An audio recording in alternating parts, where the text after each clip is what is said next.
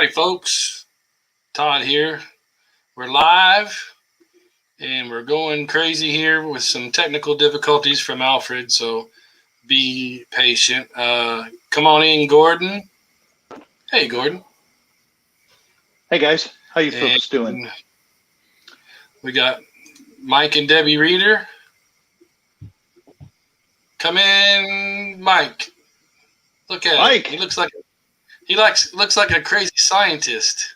Well, I kind of feel like it at times. So I'm trying to help Alfred get on the show. He's having some mic and cam issues. So take it away, Mr. Mike Reeder, with your update. Dairy Queen. Dairy Queen. These are really good. Onion rings? Yeah, they're really good. How are those aluminum onion rings coming along? Yeah. Onion rings.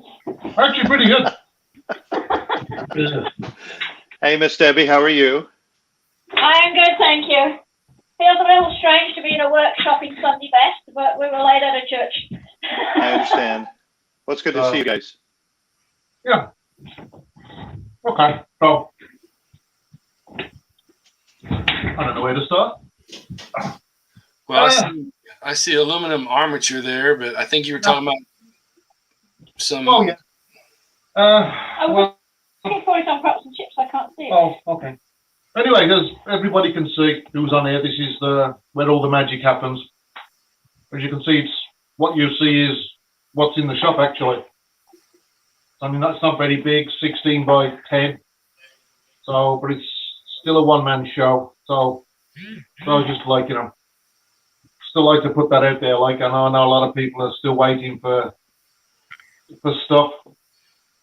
But it's horrendously busy, especially like since these strange times we're living in. Everybody seems to be doing modeling. Everybody seems to be indoors. So they're making stuff, making models. And it's not just Space 1999. I make everything. And that's why I got this out in the week because somebody wanted to visit and have a look around, see what I do. So I thought I'd just leave it out here. My son came to the rescue. we got Alfred on.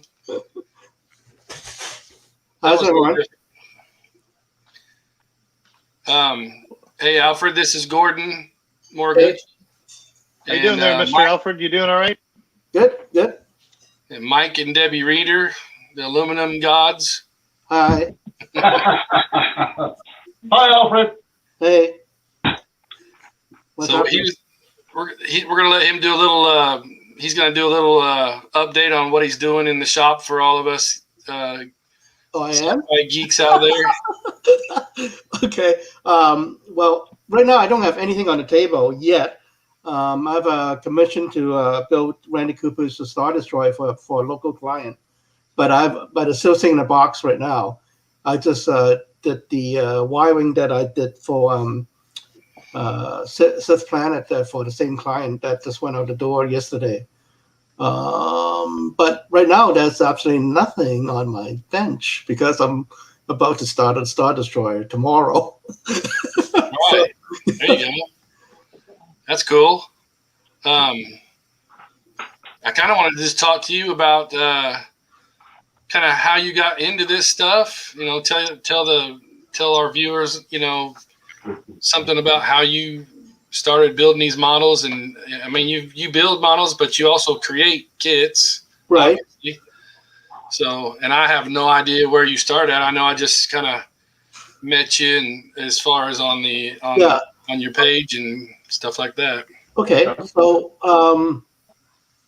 basically, a while ago, I don't know what year, but I was working in the film industry as a storyboards artist, and this was I was doing that for a few years, and then the industry took a downturn for a while when SARS hit, way back when, and then I was actually kind of tired of drawing in little boxes for the film industry because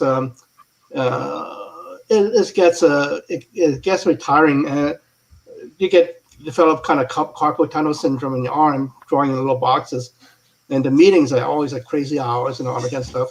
So I was looking for something else to do, and so I decided to. At the time, I was looking to see if I can translate my modeling hobby into some kind of business. And I think what happened was somehow I got connected with SMT models at the time, and I produced started producing a couple of patterns for them, and that's how I started. Writing the patterns, huh? Yeah. The first pattern was just a pair of Tide solar panels for the old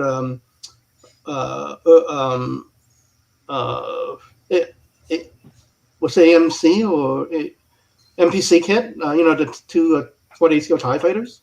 Oh wow! Yeah, the twin one, and so that was the first pattern of it. Just a pair of solar panels to pop on to that, and then right afterwards I did. I think the second one I did was the B wing, the first B wing, so 48 scale.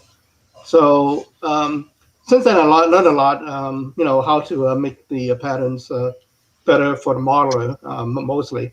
Like it's a bitch to put the old B wing together, but the new B wing that I recently sold, it's a lot easier to put together. A lot of it was learning how to just making sure that that's easier for the modeler. Excuse me. And the big Y wing the 24 scale Y wing that I did for Set Planet it's so easy to put together. It's like you can sit down in a leisurely afternoon and just pop that sucker together without any trouble. Is that this one here? That's the 24 scale B wing I did for Set Planet, and again that's fairly easy to build as well. Yeah, there's a big one. Yeah, it's pretty cool. Some of yours, I've just been going through your website, and I'll post that in here too. That way people can go check it out. Was it Alfred's Mind? Something. What is that? I was stuck for a name, so that's how it came up with. I know it's not the greatest name. Well, that's okay. Yeah, it works. Yeah, Alfred's Mind. Yeah, that's makes sense to me. So you SMT, that's Colin, right? Right. Yeah. He's pretty good guy. He's still around, but I think he's pretty much nice. I talked to him a few days ago, and he said he's pretty much not doing anything for anybody right now. He's concentrating now on finally doing some of the stuff he wanted to do for himself. Yeah. So that's pretty cool. I heard he was having allergy issues with a resident there for a while, so I don't know. Right. Yeah, I didn't realize as much stuff that he did. He does what do you call those, photo etch, he all kinds of stuff, decals. I mean, he didn't do that when I was doing stuff with him. Back then it was just resin kits. Yeah. But we did quite a few kits. I mean, we did I mean, the 40 scale AT-AT was originally done by him. Yeah. So you like a lot of sci-fi, but you also like to build the airplanes. Aircraft, yeah. Aircraft. Actually, most of my models are aircraft. Right. Like about 90% I'm an aviation nut, so yeah. Right. Yeah, you've got a lot of aircraft on your Facebook and website. Yeah. Yeah, I got massive display room full of them upstairs. Well, here's I'm military aircraft, and especially helicopters. I love them because when I was in the military, I worked on the navigation systems for the Hueys and the Cobras. Oh yeah. So I've got a place in my heart for those things. Like I see this that you built. Yep. That's one. That's won quite a few awards actually. That one. That's very nice. Yeah. That's pretty neat. I like that. And then Then you got stuff like this. Yeah, that's my pet design. That's pretty neat. See, because you design your own stuff too, right? Yeah, for sure. Yeah. Yeah. Yeah, you've got a lot of stuff in there that people enjoy. Here's where I found you was probably on these hawks. The Beto hawk. Yeah, potato. Beto? The Buteo. Bateo, yeah, The Bateo. Buteo, yes. Yeah, see, I mean, you. This is the one that I That's had the you cat. do. Yeah, that's the original cat. Yeah, I had you do 2 of these builds for me. I've got them up there on my shelf, and this one is your Yeah, little concoction, isn't it? yeah. You know, That's Alfred, pretty I think that you're kind of like the pioneer of the 1/48 scale hawk. I don't think anybody had come out with one prior to you. Right. Yeah. Yeah. I've been 48 scale is my thing, so I like to stick to that. Yeah. Yeah, it was really an awesome kit. Still is. I mean, it's Yeah, it's still one. very It's one of popular. it's one of my favorites patterns that I did. Yeah. Absolutely. Really love it. Hey, Todd, So- looks like we got a number of folks that are out there. They want to say hello. Looks like John Okay. Stewart is saying, hey, Sanjay Rampal. Hello, how are you guys doing out there? Looks like Eric Longstreet is out there on YouTube. Hello, Al. Hello, Todd. Hey. And looks like, was it Stephanie Bingham? Hi, Todd. We love you. That's my daughter-in-law. Oh, there you go. She And then pops Gregory in. Waters, we just got one of Alfred's 2001 ASL Orion kits from Larson Designs. Sweet. Is it already out?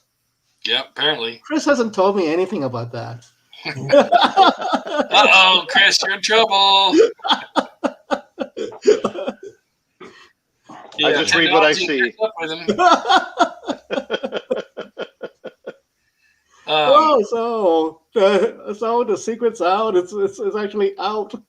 Yeah, it's out. Shame.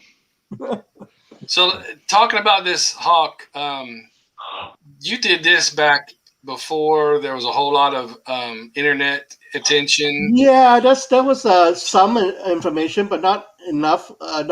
So some stuff I had to kind of guess at. So Right.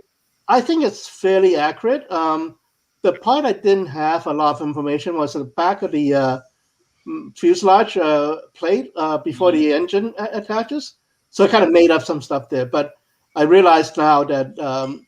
So when I sold the patterns to Ed Holt, I told him, the back is sort of like a lunar module halves.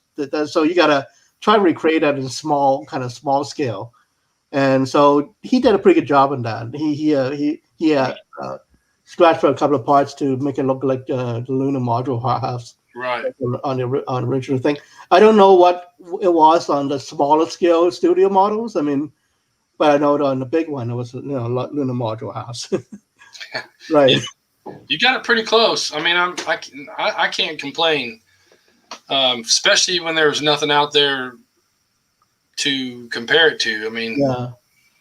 Well, the thing is that the head shape on all 3 scales of the pseudo models were really different. So yes.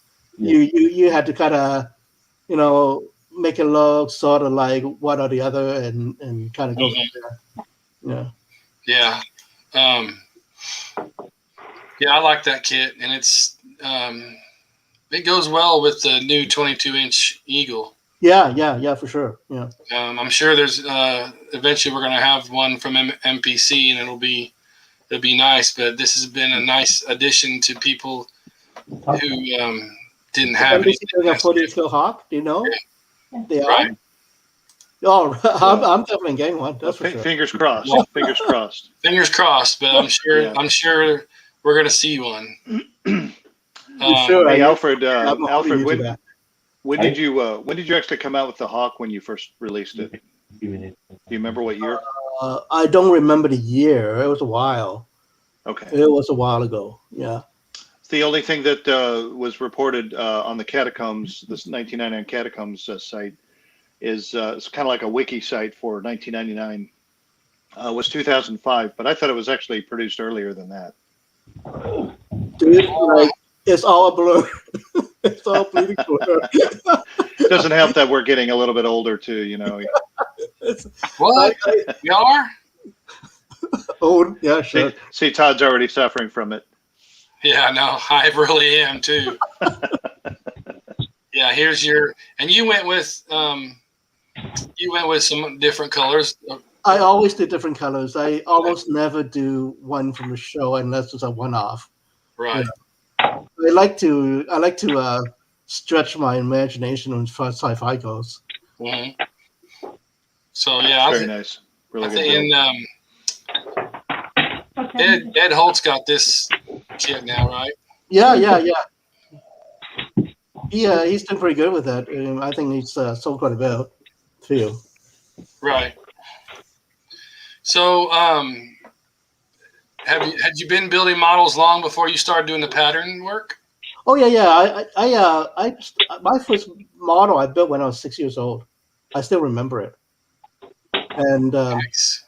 I was in Hong Kong and living with my grandmother. I went to the corner store and I picked up the old FX back kit of the 1/72 scale P-39 Aerocobra.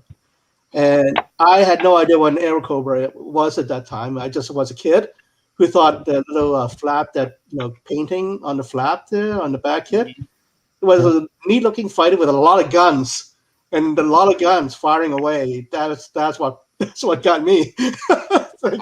There's a lot of guns in that plane. I'm definitely going to build that. So that's why I bought it. Yeah. And I had no idea what that, why there was a tricycle undercarriage. I thought all the wheels always went back on the back, the tail wheels. So yeah. So yeah, I had no idea what plane I was building at the time, but I just thought, wow, that's a cool plane with a lot of guns. Well, let's build that. So that's where it started. Nice. Yeah. Yeah. So do you go to any kind of model exhibitions, shows? Yeah. Oh yeah, sure. Like obviously before the pandemic. Yeah. We've all been locked inside our. Yeah. I don't actually enter in the IPMS Nationals because I think my models are not quite there. But some of those places, those things are just insane. But I go to a lot of local shows. Yeah. I go to BuffCon or in Buffalo a lot. Yeah. Oh, okay. Yeah. Hey, it doesn't hurt to try to enter. Maybe you might win a thing or two. You never know. I'm gonna say you'll probably place at least, Oh, yeah, I don't know, but most of the times it's just so far away. Like the reason I can understand. The reason I stopped going to Wonderfest is because, like, driving 11 hours is. The older I get, the less I'm able to do it. Quite frankly, it's just not safe for me to drive 11 hours. And by the time the 8 hours part 7-hour part comes, I'm like done. I like this picture. Yeah. Oh yeah, that's got some good stuff in it right there. Yes, I'm stalking your Facebook page. By all means. Yeah, looks like you had a little bit of a Star Cruiser mod there. Lots of Eagle mod there, of course. Yeah, I just because nice. I built a couple for clients, and I had one downstairs, like literally at the bottom of a pile collecting dust, and I just pulled it out and decided to do something with it. After doing a couple for clients. Really nice. Yeah, one of your, I think you just built one. I bet this is probably yours. Yeah, you did. You altered that one pretty nice.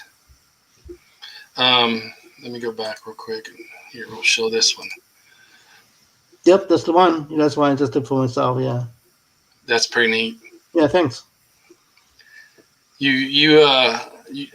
It's people like you, because this. I mean, obviously some of these parts are not in the kit.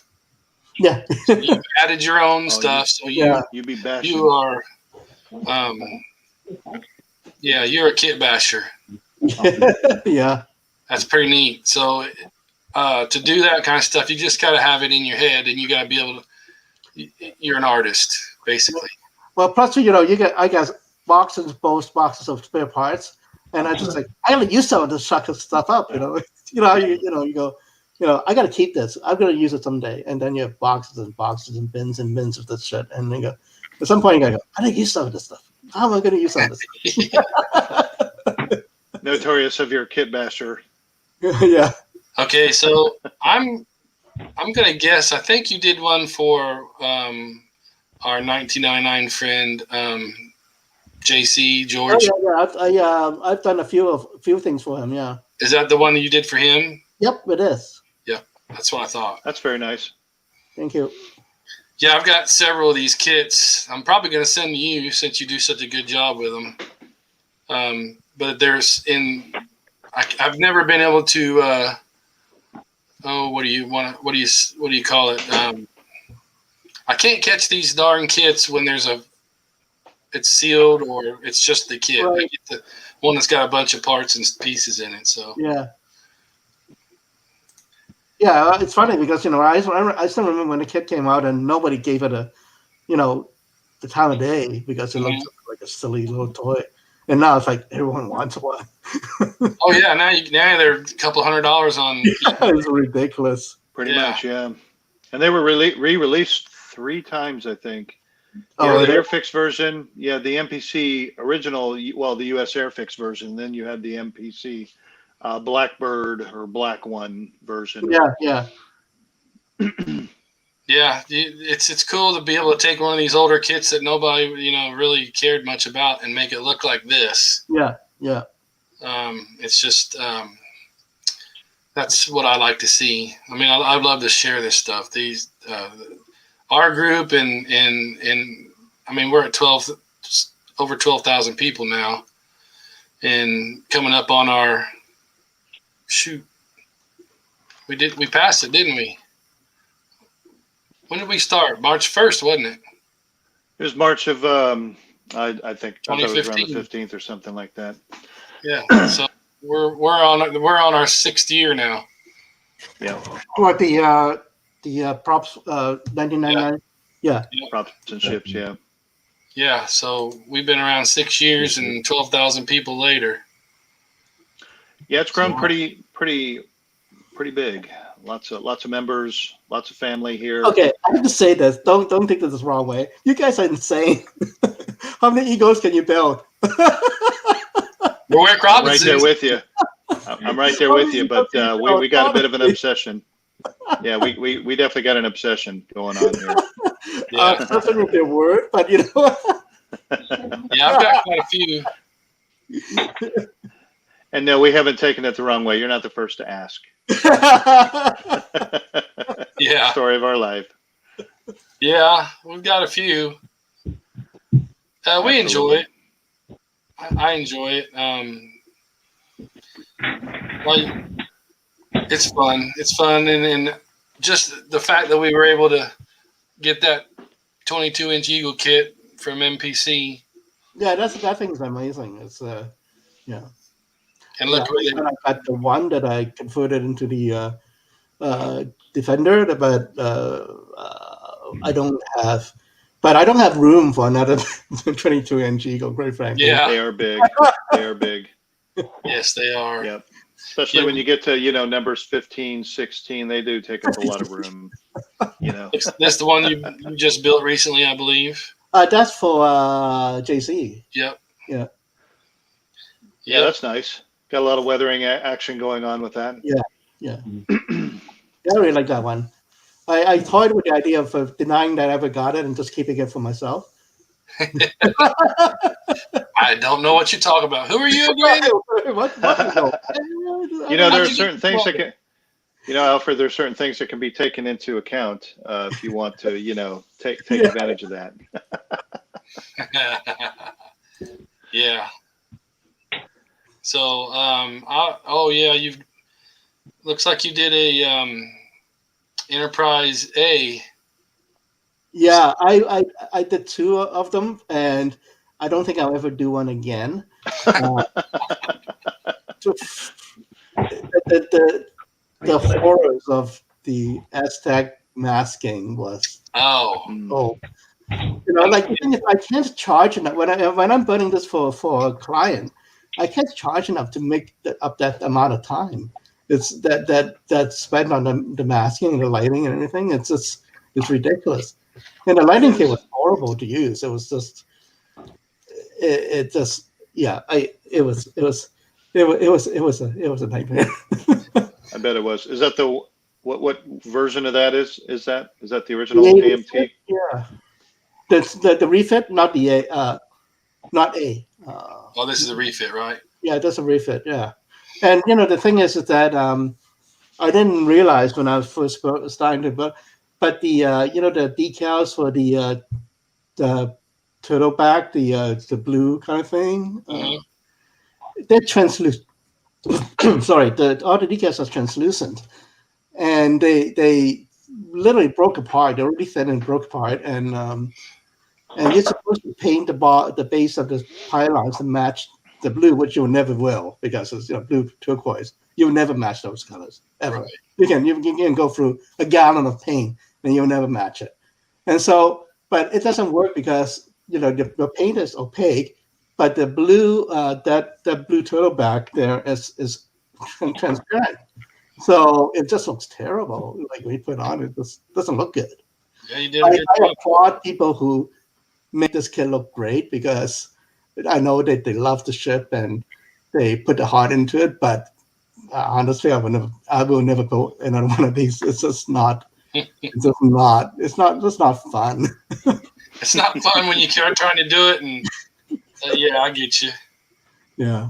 Kind of ruins it for the building if you lose the fun. Yeah, for sure. Yeah. Right. Well, it looks like Sean Dempsey says hello. Hi. Dennis Chevalier. He says hi, guys. Afternoon, gents, from Simon Hetherington. Hopefully, I'm not butchering y'all's names. But yeah, got a number of folks watching. Hey. Hi, everyone.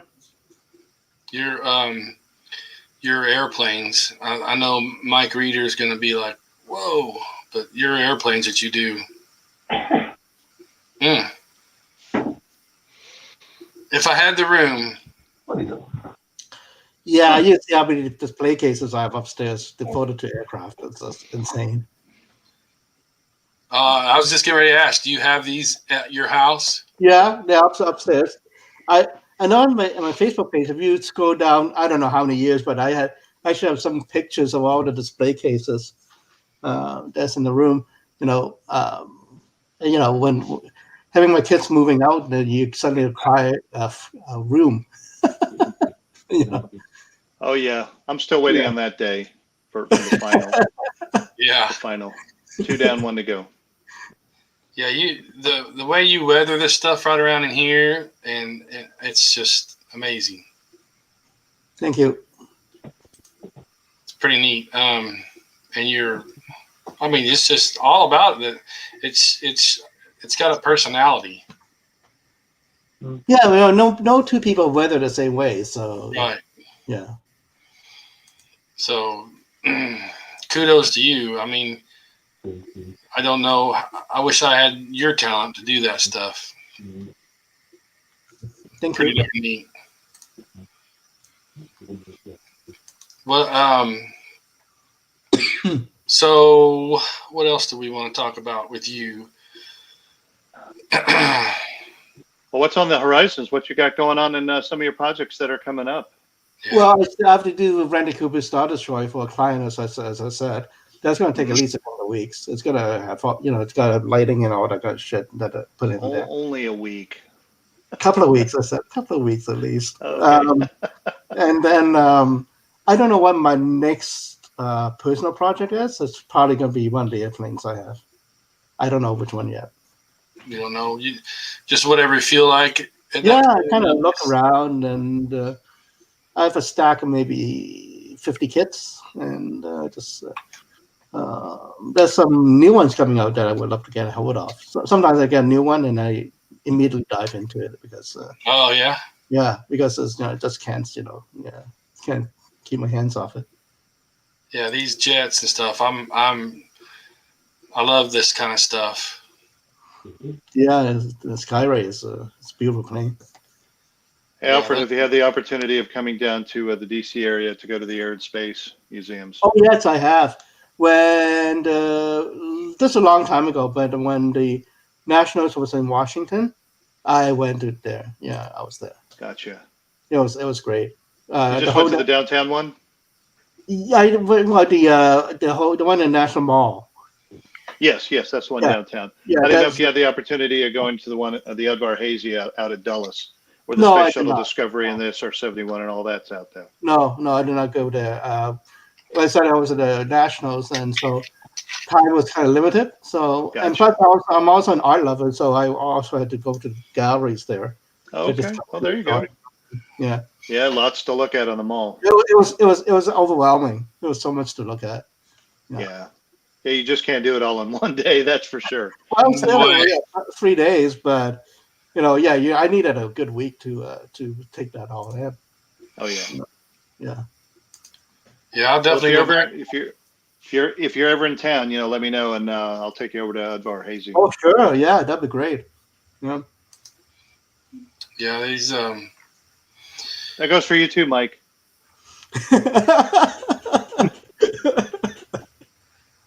Oh, I bet. Yeah, I bet Mike would like that. And when the National was in Dayton, I went to the Air Force Museum down there a few years That's ago. a sweet museum. I've heard a lot about it. That's one I haven't even hit up yet. It's very nice. It's very nice. Right, Patterson Air Force Base. Yep. Mm-hmm. This is a Vulcan shuttle, right? Yeah, that's the big one that I'm anxiously waiting to get a copy of. I know he started casting mine, but I don't know how much longer it's going to take. It works out to roughly close to 1/48 scale, give or take.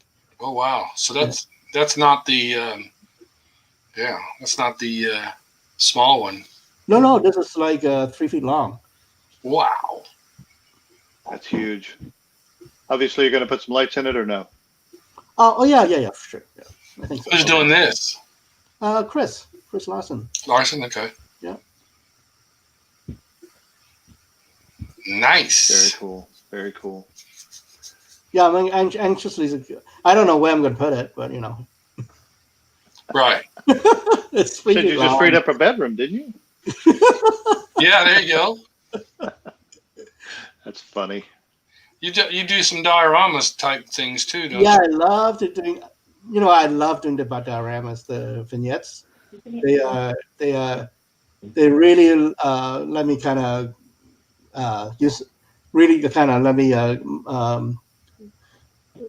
play with my imagination. It's very nice. That looks pretty cool. Dinosaur, skeleton, and then you got the TIE fighter that's been worked over pretty hard. These two salvaging it for whatever reason, Yeah, that's pretty neat. There was another one. You just did one recently. I really was. What was that?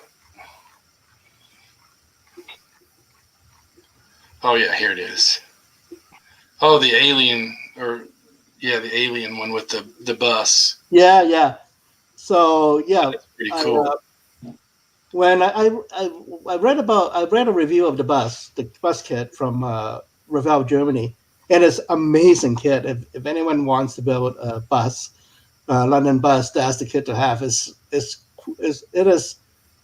is like a piece de resistance in terms of a kit. And but obviously I don't really build cars, so I just want to do something with it. So I turned it into a tour bus, and I made it into an alien scene. It was a lot of fun. And except for the fire hydrant, which is not accurate. I googled London fire hydrants, and all these images came up. So I thought, oh, that's fun, but apparently it wasn't. It really wasn't a London fire hydrant. So this is what Alien will be out with next. It'll be the aliens finally reached Earth. Right. So like reimagine, the aliens reached Earth, present day thing. Yeah. Yeah, I like it. It's pretty. That caught my eye. I was like, wow, look at this thing. Oh, look, they've got he's even got the eggs down here. Yeah, the subway. Yeah. Yeah, I didn't see that. Make it spring crackers. Yeah, that whole diorama is really nice. Thank you. Very amazing. That would be a nightmare. How long did that take you to do? That took me about well, a lot of it was just waiting for stuff to arrive. I had to order some figures. I ordered some Konami aliens. They all came from Hong Kong or places in Hong Kong or whatever on eBay. And so the bus was easy. I got it from the local hobby store. Sure. And same with the mini. But a lot of figures came from the Space Box, and some of the figures, couple of figures came from Hong Kong or somewhere about there. And so it was because of the COVID, everything was slowed down. So it took a while for some of the stuff to arrive. And well, that must have been interesting how you actually laid out the entire plan. Either you were a little bit frustrated with all the stuff that was still coming in, or where do you draw the line on saying, "Oh, I'm done"? Well, what happened was actually, interestingly, was that you have with dioramas, you have an idea in your head of how it's going to be, but then there's a lot of editing when you actually do it. So some things you add, some things you don't, you kind of discard because it's not going to work. And so, like for instance, the lampposts. I actually ordered these working lampposts, but again, they took forever to arrive. So, everything else was done, and the lamppost was nowhere to be seen. So I ended up making new lampposts by hand, and they actually turned out better than the lampposts that eventually came. So. Nice. So, it's like Jan Wenenberg had mentioned, aliens combined with my favorite personal car through 34 years, the London bus, however. Yeah. Yeah, here's a spindrift. Yeah, so this again, a take on the Blade Runner.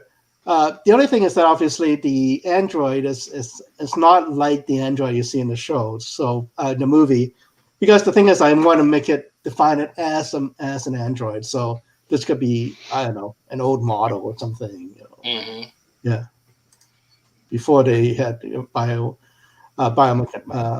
totally bio replacing stuff. Yeah, that's pretty wild how you got it set up there. That's there's something to be said for these things because you got to have all this stuff. Yeah, but that's half the fun of the dioramas, making all those little details to make it look, like a real place lived in, right? Mm-hmm. So the food stalls, the Asian food stalls, a big part of Blade Runner and the world building there. So it was great. How am I going to make woks? How am I going to make pots? How am I going to make, a grill? All that kind of stuff. Kind of just, it's just problem solving that and then fun part is I go at the end. I go, oh, how about some Japanese lanterns? So I got online and printed out some Japanese designs and folded some paper into lanterns. Very cool. Yeah. So do you have a 3D printer? No, I don't. Okay. I do everything by hand. Wow. Yeah. You thought about delving into that kind of technology, or? I have thought about it, but you know what? I just don't have time to start learning the programs and everything, and at my age, I figured I just do it the way I know how. I mean, once in a while, I'll farm it out if I need something 3D printed. I'll farm it out, but I just don't have any desire to just get into it myself. Sounds like me with a Mac versus a PC. Will not work on the Mac. Yeah, well, I have a PC. Macs for certain people. I like Macs. For some. Yeah. Yeah. My daughter's in video editing, and she uses a Mac. So. Oh, I'm sure. A very big superior machine for the video side of the house. Yeah, for sure. Yeah. I like how the you got these bases. Well, I didn't. The base my client provided. I just sprayed it. Yeah, he has a base, and he got a kit, and he says, "Can you mount a kit on base?" So, yeah, I had nothing to do with the base. Oh, okay. Still looks good. These the way you did these the piping and all that stuff. It's just I admire that stuff. Thanks. Intricate details, amazing. Yep. So we look to you. So anybody can get a hold of you and ask you to do a commission, right? Oh yeah, for sure. Yeah. All they have to do is email me, and I'll give them a code and go from there. Cool. And you did. Is this for you on yours? This is mine. Yeah. Yeah. Oh, I love that. That is awesome. You know, I had this when I was a little kid, and I used to love Snoopy. And when I found out that was available again, I just had to get one. Oh, absolutely. But you know, the motor very well done. The motor turns the propeller the wrong way, so the poor Snoopy is actually going to be flying backwards. Flying backwards. Poor guy. Well, maybe that's why his. Well, no. That's why you can never shoot down the Red Baron. He's flying backwards. You should have put. Come back the other way. Should have put his little scarf going forward. Forward, yeah. Yeah, these are cool little kits. They just brought back out from what I hear. That's not accurate, though. You know, that's not accurate. They need to put Snoopy on the doghouse. Doghouse. Fighting the Red Baron. Yeah. No, I know. That's amazing work, though. I love it. Love that. I saw somebody said that very same thing about the Snoopy thing. So. Well, at least he's got the front of his doghouse there as kind of a symbol of his imagination. Right. Right. Absolutely. So let's see. Do you still have any? Do you still have the? I think this is was this the Buck Rogers Hawk? Is that from? That's the Warhawk. Yeah, that's the 24 scale kit. I patterned for Chris Lawson. Okay, so he's got that. Yep. Thing must be huge. It's big. Yeah, I've been upstairs. I haven't built it yet, but I've been upstairs. Very cool. Yeah. Very, very. Didn't really care for the second season of Buck Rogers, but that one ship that Hawk had was actually really cool. Let's just call it the way it is. It was a horrible, horrible show. I thought it was a horrible show when I watched it. The only thing that made it worth watching was Wilma Deering, quite frankly. So that was... Oh well, you know, I mean, our child the first season better. Crushes. Yep. Oh, absolutely. It was a horrendous show from top to bottom. Yeah, but I also like the. So that was, that was cool. Starfighter was one of my favorites as well from the first season. So it was nice. So here's one that we all probably recognize. Oh yeah. I thought, you guys do so many egos. You guys have to do some bad guy ships. That's what exactly what I said. That's why when you did this, I was like, finally, an alien ship. Yeah, that was actually really nice. You done a really good job on that one. Very happy to see some of the detailing that some of these other builders are. Now, I think you actually did the detailing on that particular one. Is that correct? Yeah. But some of the other builds have been amazing. Yeah. Yep. Yeah. Who doesn't like the sight on? I said, who doesn't like the sight on ship? Yeah, it's cool. It's got that bug eye and the big bug eyes. Yeah. Bug eyes. Yep. I was glad I got that from you. That's been one of my favorite things about doing what I'm doing right now is people buying these things, and then you see them pop up in the group and in the people's collections. And, Yeah, it's great when you see your own kids built by someone, Mhm. It's just like, oh, cool, people are actually building the thing, and it's not sitting in the basement somewhere. Exactly. Absolutely. What about, anybody got any questions out there, Gordon? I didn't see any questions per se. Let's see here. Gregory Waters had mentioned the 1350 refit enterprise kit. Just finished a client build, and I will never do another one for sale. It's a builder killer. It is a builder killer. Yeah, it is. There's probably a few of those out there. Yeah. Well, the thing is that I built two of them, and the first set of masking I got, the Aztec masking, all the stickiness had gone. I don't know how long they've been sitting there. So even with my airbrush turned out all the way low, the airstream just touched it, and all the masking just flew right off. Wow. Wow. Yeah, yeah, it was joy. That'll make you mad, won't it?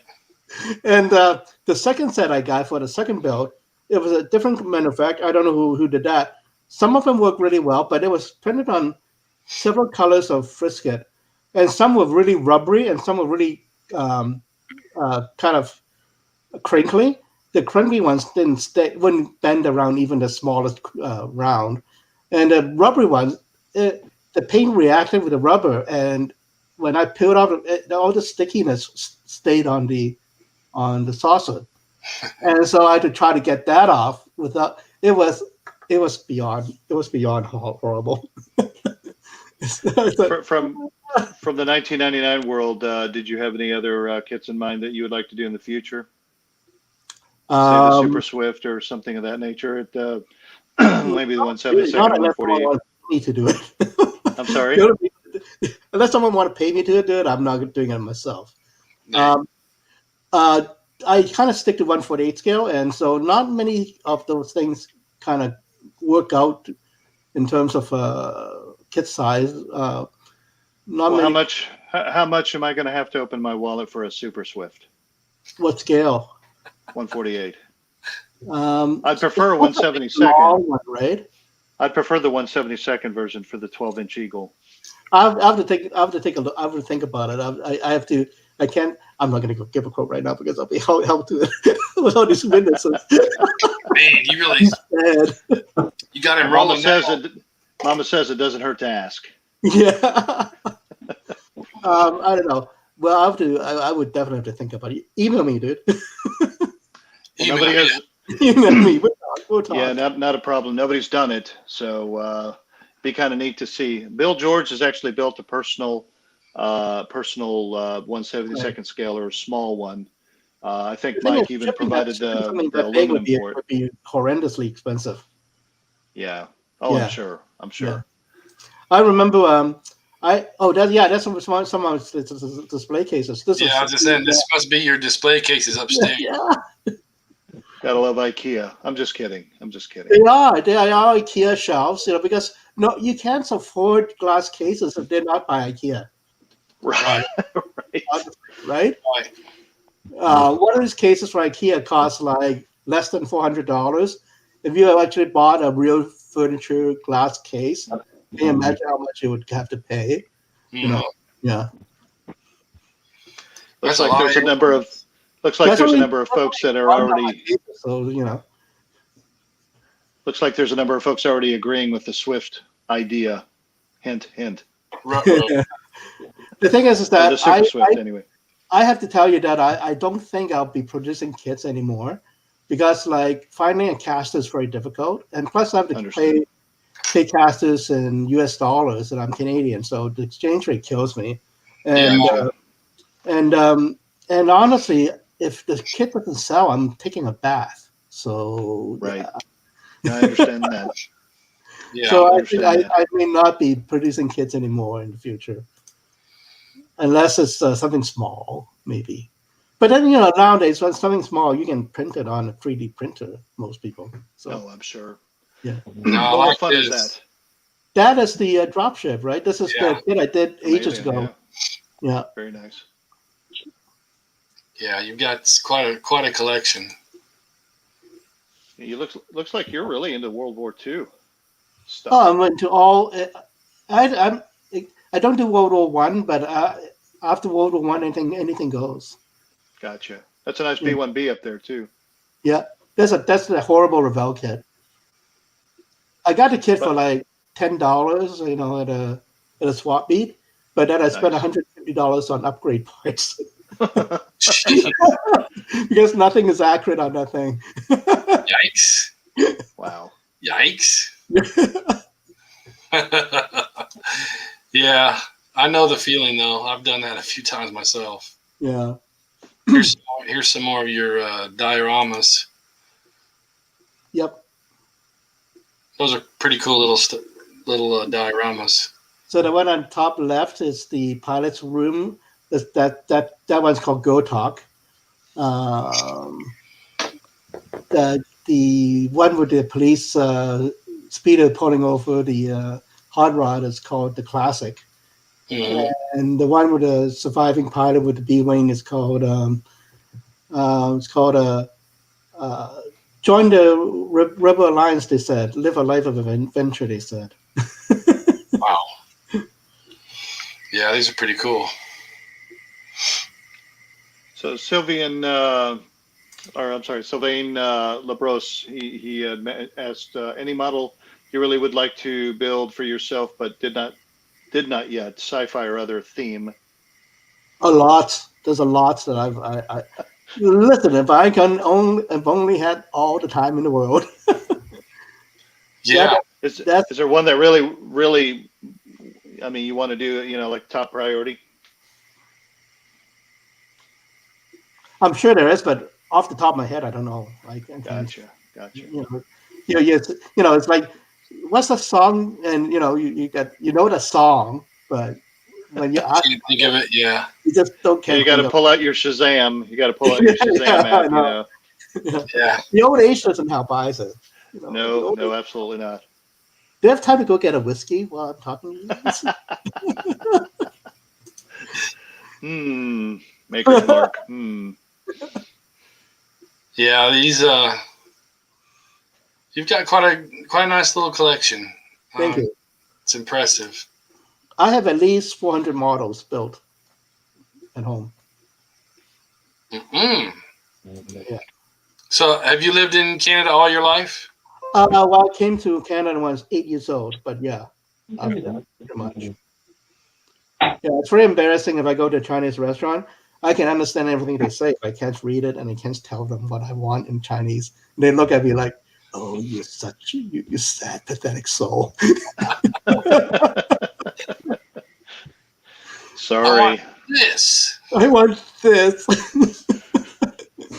Yeah, where's the numbers and where's the pictures? Yeah, what's the number? Where's the pictures? I want a number 10. Yeah. I know what I want, but I don't know how to say it. I know, it's so sad. So where do you live in Canada? In Toronto. Toronto. Yeah, Center of the universe. Yeah, Mike and Debbie live in Canada also. Yeah, So Manitoba. Manitoba. Oh yes, way to the west. way to the west, where all the snow is. Yeah. Pretty much, yeah. Sylvain was asking also, any of your models ended up on a TV show, commercial, or film? No, Say not yet. not yet. Not likely. All right. The models that they use for TV shows and that is they're usually big and rough. Right. Yeah, big and rough. Yeah, they like I was saying, they don't the original models that they use for some of these shows like 1999, they're not as pretty up close as they look like in the show. Yeah. I mean, you only see them for a couple of seconds. If you think about it, if you time the seconds that a show appears in a TV show or movie, is very small. It's you think you see a lot more of it than you do. Yeah, the like the original 11-foot Enterprise, you only saw one side of it. The other side didn't have any all detail. wiring. Yeah. Yeah. One of my faves. Yeah, it looks like Darren Peters is tuned in on the YouTube here. He was asking. He says, "Hi, Alfred. It's great to see another talented Canadian. Love your creations. When you get west in Calgary, please stop by for a visit. You're always welcome." It costs more to fly from Toronto to Calgary than it takes to Toronto to Spain. Guess where I'm gonna go? Yeah. The two choices. I'm saying. Seen this somewhere before. Yeah. Hold on, guys. I'm gonna get a whiskey. I'll be right back. Oh, he was serious. He's really gonna get a whiskey. Hey, that's funny. Whatever it takes. Well, while he's gone to commercial, just want to at least let everybody know that apparently they're still moving forward with Wonderfest. 82 days, 20 hours to go. Hopefully that's going to happen. Let's see here. Haven't really heard anything new from Eagle Moss on their little eagles that they're supposed to be coming out with. Hopefully soon, though. And then I don't know if you guys have been really tuning in for other 1999 stuff. The audio episodes are there. You go, Maker's Mark. Yeah, that's what I'm talking about. Maker's Mark. I nailed it. Then you have the Big Finish audio series of Volume 1. So go out to bigfinish.com and check out their new audio stories if you haven't heard. Jamie Anderson is working with Big Finish, who primarily does Doctor Who and a lot of other things. Are actually really delving into the 1999 stuff. So for you 1999 collectors out there, go ahead and hit that up. I am back. Okay, welcome back. Lubricated. Now he's gonna get himself started now. I'm going now. Also, our T-shirt deal with Spreadshirt has grown. Got my Alpha Moonbase logo shirt on. So yeah, Props and Ships. Yeah, if you want a Props and Ships shirt, we got the Alpha Moonbase logo. There's a number of Eagle shirts out there. 2 days without an accident. Props and Ships. I like that one. Yeah, absolutely. Yep. So get your mug, get your whatever. Of course, I had to. Ships got a little bit of merch. Had to get me my Todd's Corner. That's good. I like that one. That's a nice one. So yeah, we're just putting it out there for everybody to wear to the. You can buy them to wear to the. Oh, in my hat. Yeah, you see that? Yeah, there you go, man. Represent. Wonderfest. I called and got our rooms all set up, so I've got the 2 rooms with the big suite in between. I'm glad that Mike and Debbie, thank you very much for reminding me, let me know that, because I thought they just moved our reservations over to this year, and they don't. So if you guys have ordered reserved your rooms for last year and it didn't happen, you better call and get them redone, because they did not save them. So the bottom line is that we're going to be winning if it happens, and I'm going to cross my fingers for win instead of the if. Not only will you get to see some amazing aluminum products from Mike and Debbie there, which I can't say and praise enough, but you'll also see some serious Eagle meat type stuff. We're definitely going to have another Eagle Summit like we have in the past few years. Yeah. What is it? We started it out with, I think, 2017, 2018, 2019. So this will be the 4th year that we'll be able to show off our wares. And hopefully, Todd, you'll have a 44-inch Eagle to show off sitting next to my Eagles. So yeah. Well, I cannot think of building an Eagle without those nice aluminum bells. It's awesome. They really are. Yeah, Mike and Debbie are amazing. Mike is just a true craftsman when it comes to making all of the aluminum parts. Down to the accuracy. Are you going to make any aluminum bells for the Hawk? Oh, I think Mike wants to show you something. Oh, check it out.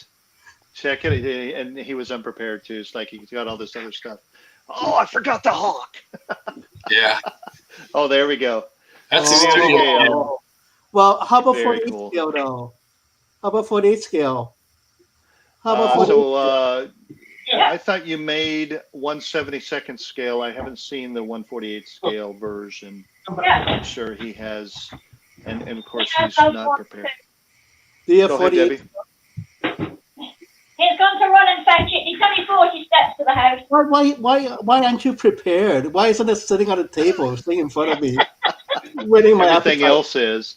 Seems like everything else is. Yeah, that's funny. Well, we have some stuff on the table, not everything. Some of the stuff is still in the office in the house, and the other stuff is in his workshop in the Right. basement. So, Nice. But no, the Wonderfest is supposed to turn out to be pretty nice. We're going to make sure that we're going to have wall-to-wall people. Hopefully, everybody's going to be vaccinated by then. For the wall-to-wall people, I will be. and Yeah. then we'll definitely show off a pretty nice diorama. Very nice. Except I don't think I'll be going to Wonderfest. Come But- on, man.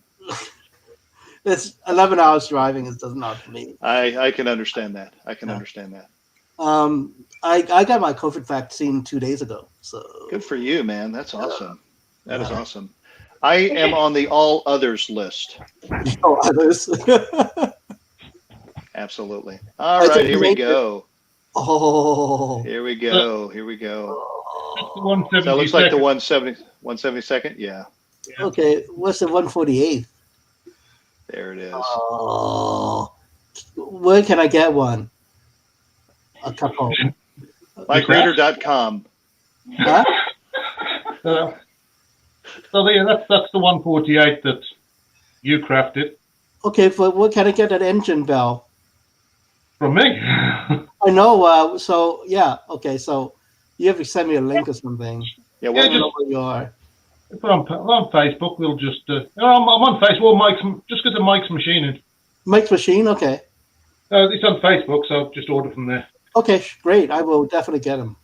And that yeah, comes, Alfred, we'll make sure that you get linked in. Oh yeah. Where's the small ones?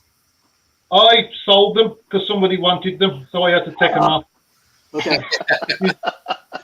Which is normal. Everything gets put on and then taken off at some point. So it's just like that's just how next. I'm gonna replace my engine bells with that one for sure. Yeah.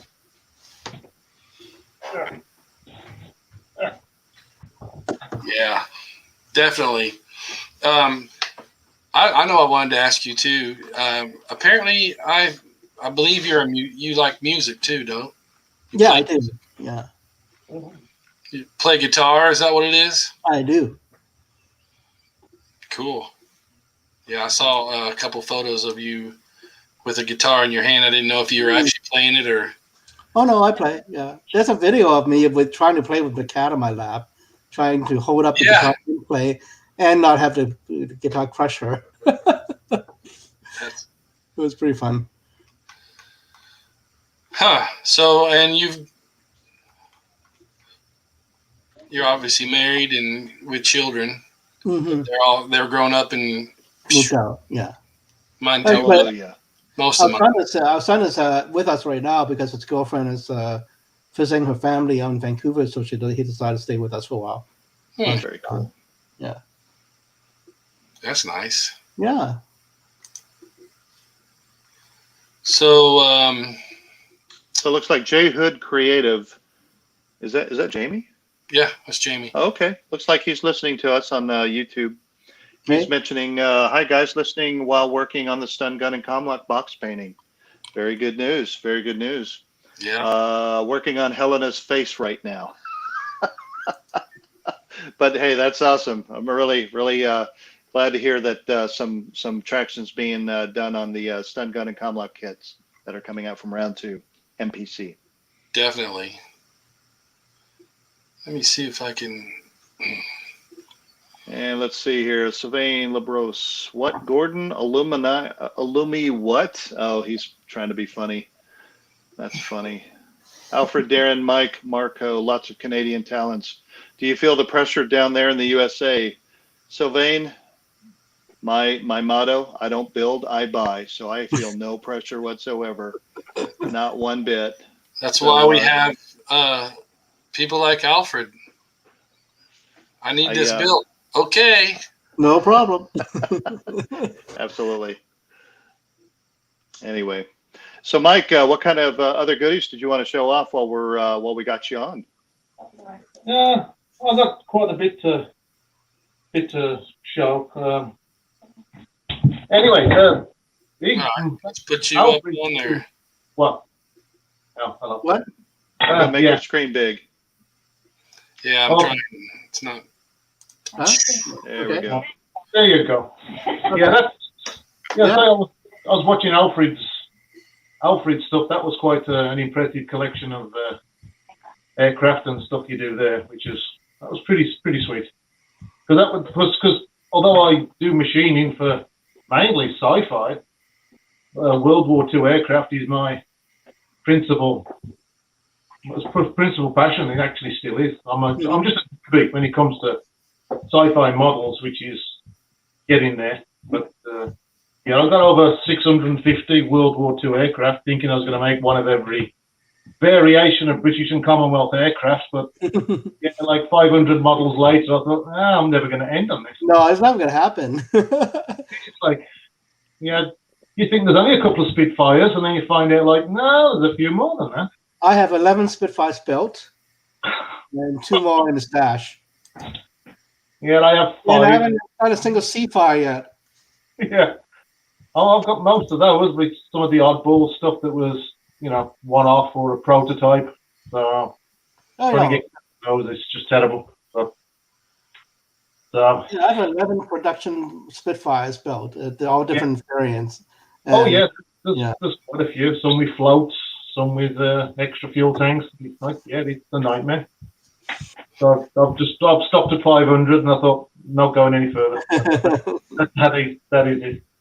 What's enough to put on eBay when he knows? Yeah, it'll all go in the dumpster anyway as soon as I die anyway. Cause my wife needs the space for jigsaw collection.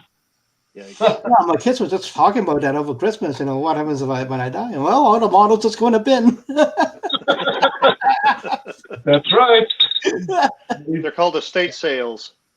Sure, somebody can make some money.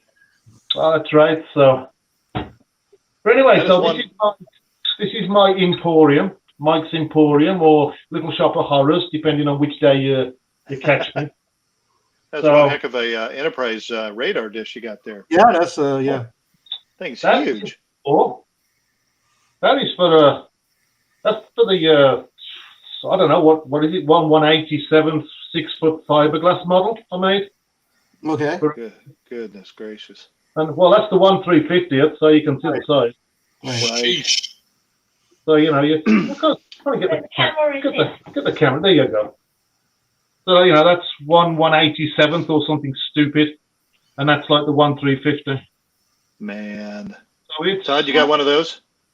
Yeah, you can get one of those, and that's the 650th scale. So I got the 650th scale, but So you need one of these, Todd. You need one of these big ones. I don't know where I put the ship. I might be able to display that, but I think it was more like a serving tray for some hors d'oeuvres. Yeah. That's true. That's true. Put some on the spike and lay up some escargots around the rim and stuff like that. Yeah. I need to get another 88-foot Eagle CM sensor. Oh yeah, I don't know where that went. I do have one. I made an engine bell for it once, just one. That was it. In fact, that was for Bill George, I believe, who wanted the 88-inch engine bell. He was gonna cast it then. So yeah, he needs to finish his 4. Yeah, he does. So, but like I said, I do everything. So the problem is at the moment is like because everybody's on COVID shutdown, so everybody's wants everything, and it's just like it's just been horrendous. I just can't keep. My local hobby store says that they've had some of the best months ever in the entire history. Oh yeah. Yeah. Yeah. Like I've just got one guy alone who wants 20 of these. Oh yeah. It's just like 20. Is that it?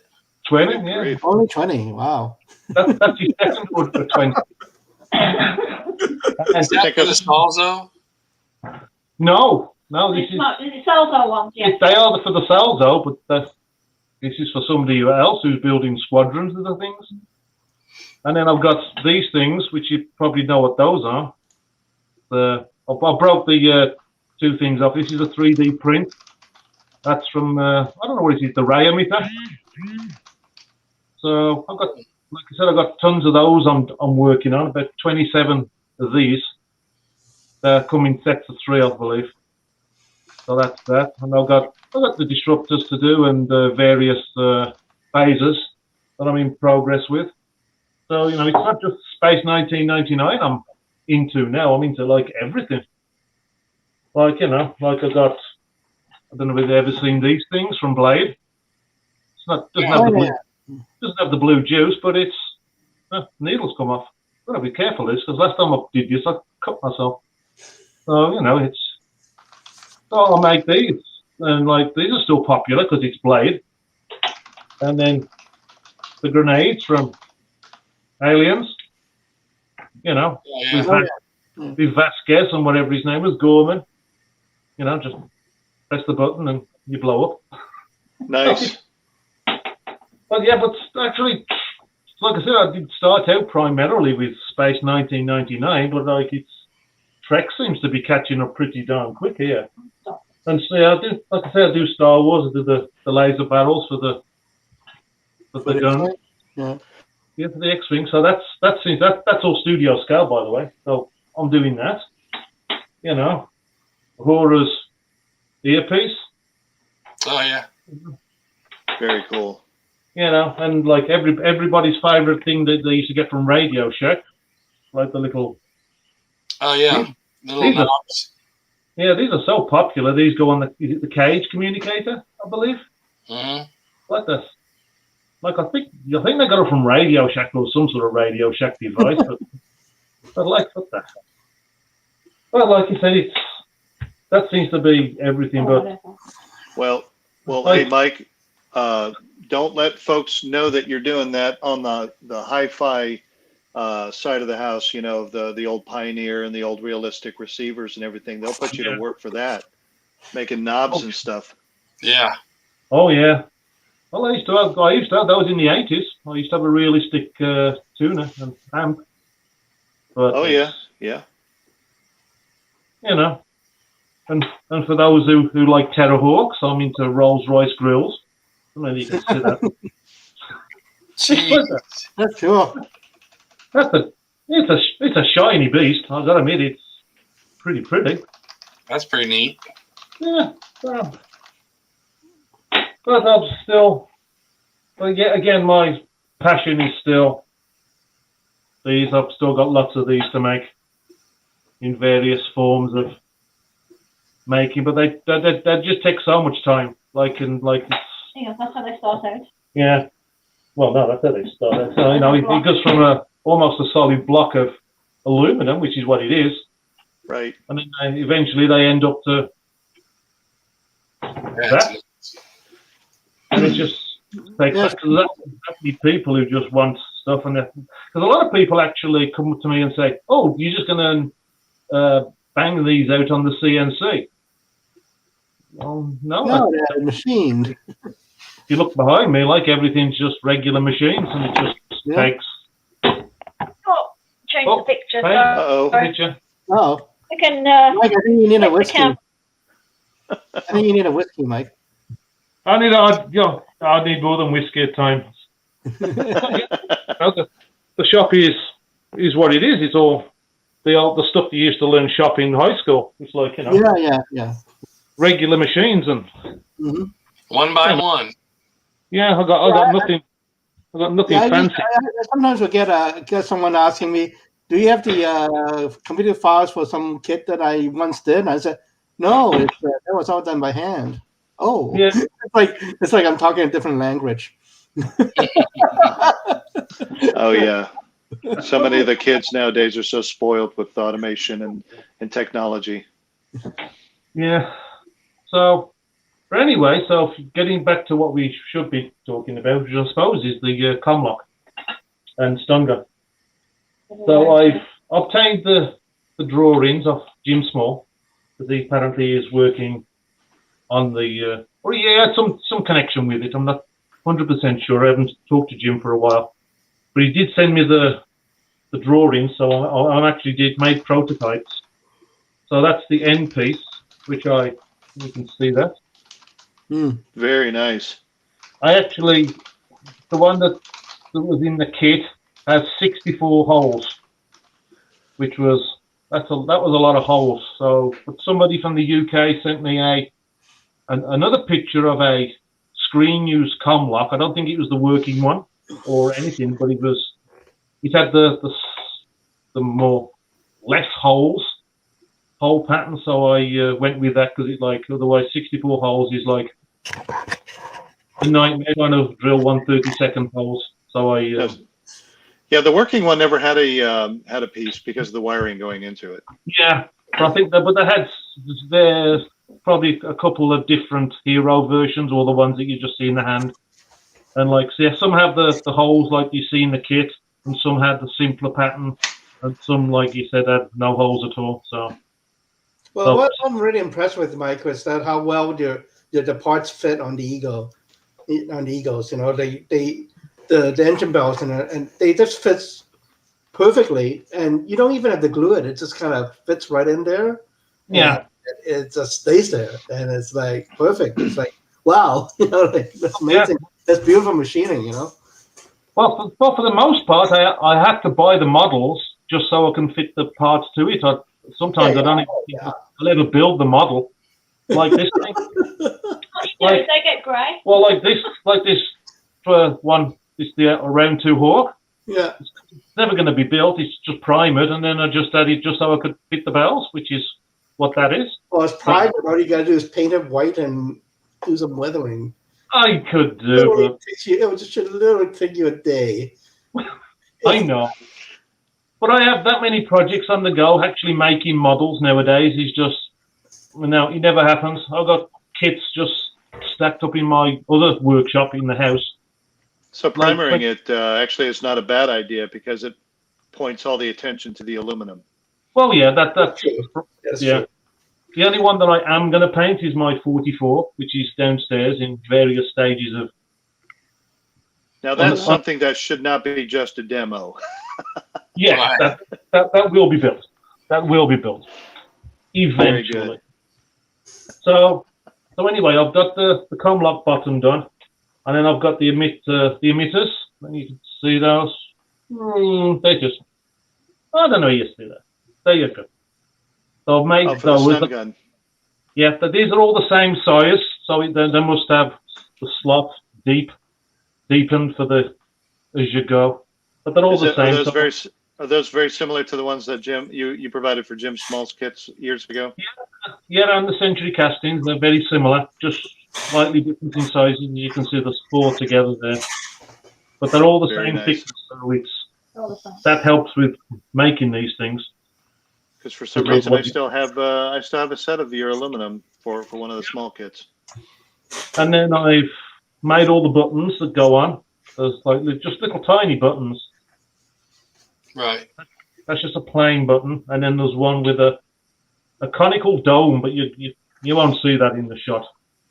That's the second button. It's a bit like a sensor, but it's definitely concave. And then you obviously got the side buttons, which are done as well. There's 2 of those per model. So what are you doing about the stun gun side selector silver thing? I haven't got drawings for that yet. I'm not even sure whether the kit has it. I'm not sure. I haven't even seen the kit or even a test shot of it. But like I say, I make the top slider. There's 2 versions of that. Right. So I can make that whatever people want. I got that. Nice. And then the final thing is the clip, which is just a clip. If people want that, they can have it. I always make that one for the Century castings kit because it's aluminum. It's nice and shiny. It's what it is. And that's for the round 2 kit coming. Yep, that's all for these. All fit the round 2 kit. So I have all the sizes and everything's been confirmed, except for the top switches because Not even sure what the kit has yet. But as soon as that comes out, then I can I've got all the sizes for that anyway. So that will just be a matter of time. Cool. So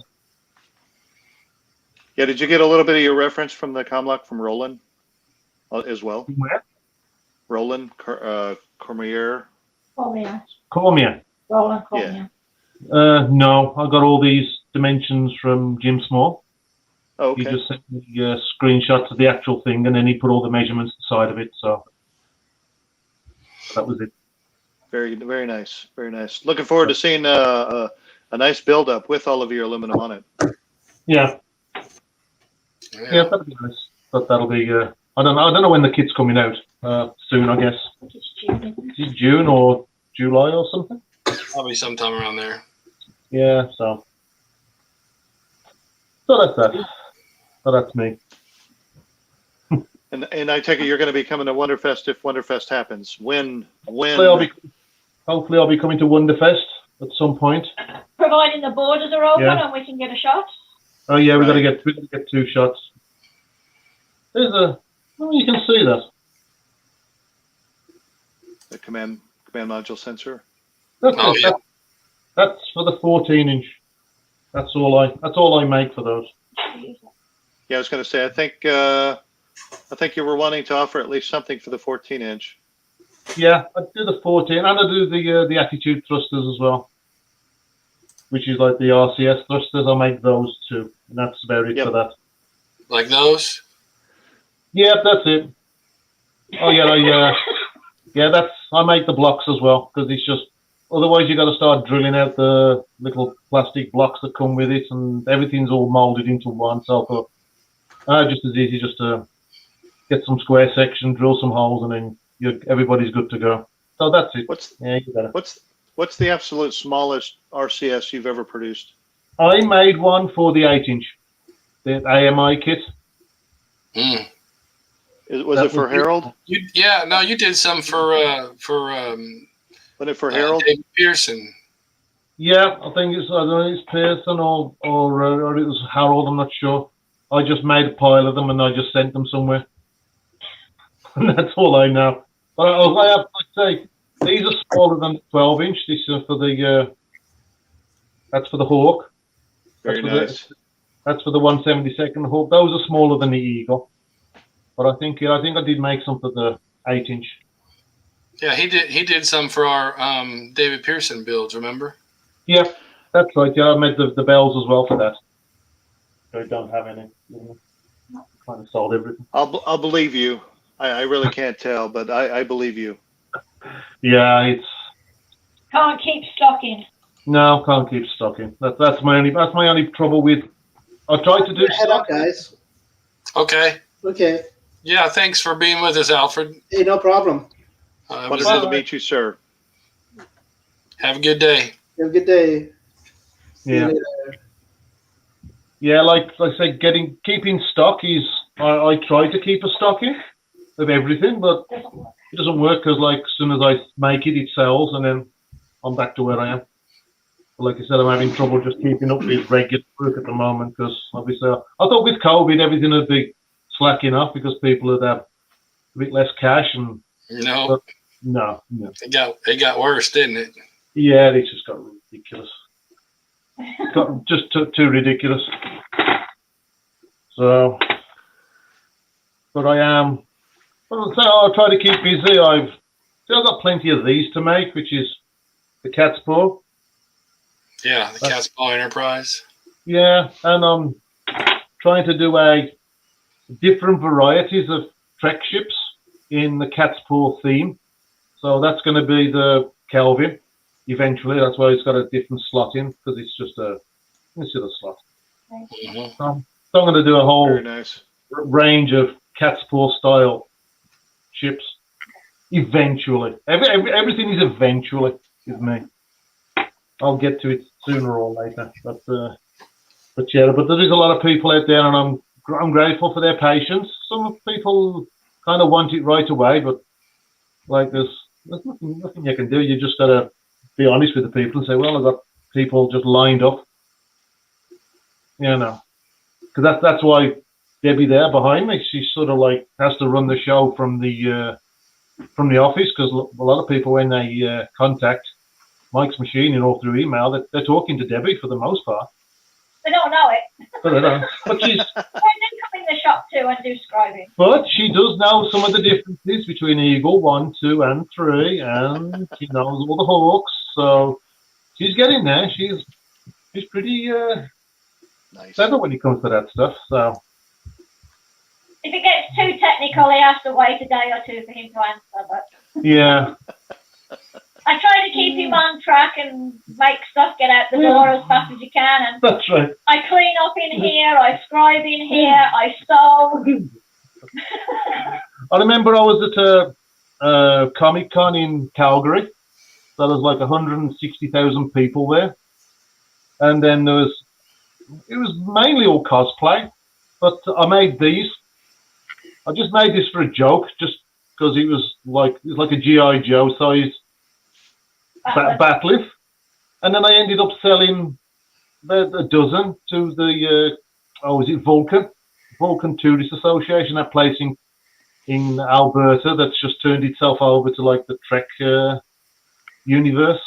It was a mining town. Some sort of trophy. Yeah, so they just had this for their gift shop, so I had to make them. So I thought that was really very nice. That's pretty funny. But like, you know, that was just something I just come up with out of my head. Like, oh, I can make a tiny one, because everybody makes a big one, a real size one. I thought I'll make a desktop one. Use it as a letter opener, but yeah, he does the metal and I do the sewing, and then he paints it up. And you can take the beer off your cap if you want, or open letters, do what you like with it. Frighten the cat with it. Very nice. Well, hey guys, I just want to at least let you know that I appreciate you inviting me once again to hang out. I got to run though, so it's wonderful seeing you guys. Todd, I'll be in touch, and Mike, Debbie, you guys take care of yourself, take care of your family, and we're thinking of you guys up there. Thank you. Thank you. See you guys. Have a good one. Peace out, brother. And there were 2, 3. Gregory Waters said, hey, Mike, I need one of those big deflectors for my 66-inch Enterprise. 66? Oh, that's only a small one then. Oh, what is 66? That's... Oh, I don't know what size that would be. Yeah, that's just over 5 feet, isn't it? Well, yeah, because this one is for the 6 feet one. It was a fiberglass. I believe it was fiberglass. So, yeah, that would actually be a little bit smaller than that. That's the biggest one I do so far, unless somebody wants me to make an 11-foot one, and then obviously then I'll be. Fit in your press? No, I didn't make a new press tool for it, so yeah, I can make whatever people want, which is normally how I do it anyway. People just give me a screenshot, or some of them do have good drawings. Something blurry off an old magazine or a comic, and say, hey, can you do that? Yeah. Cool. Most times it works out, and sometimes I have to keep scratching around for more information, like everybody does. So, but yeah, this business is. I thought it'd be primarily. Well, I started off in space 1999 in the 90s. Actually, I started in 99 doing this. Believe it or not, when I met Jim Small and Donna Younger at a hobby show in Brandon, which is about 60 miles from where we live. Just happened to see it in the press for a hobby show, so I went there, and that's where I got involved with this. Because then Jim found out I was a machinist and said, "Hey, can you make engine bells?" And that's where it started from there. So if I hadn't have been to that hobby show or seen that press release in the newspaper, then we wouldn't have been speaking. Right. Amazing how fate just drives these things sometimes. So, was that who did you make that deflector dish for? Anybody specifically, like maybe Steve Neal? No, this was actually made for Jim Small. he actually got a commission to actually make the fiberglass model. And it took him a couple of years, I believe, but it's a big thing, obviously, at 6 feet. You can actually just Google 6 foot Enterprise, and you can see it's all fiberglass. It's a huge thing. Really? Yeah, but you can actually just Google. I think it is 6 foot fiberglass Enterprise, and it does come up as a kit. I don't know the name of the kit company. I just know that it was a 6 foot Enterprise, and I did Google it once, and it did come up as this kit, and it's a big beastie. I'll give you that. I bet. Yeah. Let's see. Anybody got any questions? So yes, there's people out there who want to ask a question or send me an email, or just send away, because like I say, I don't just make stuff for sci-fi. I make real stuff as well. Yeah, I say I've made everything from parts for nuclear submarines to aircraft. So kind of done the whole business of machining at one point. Not now. Not now. I'm basically whatever I can fit in my shop. Right. What about this? Is that it? Yep. I think that's it there. Yeah. That's a big one. That's the big one. That's How in the heck? What would somebody do with this thing? Yeah, that's the kit. I have no idea where you would even put it.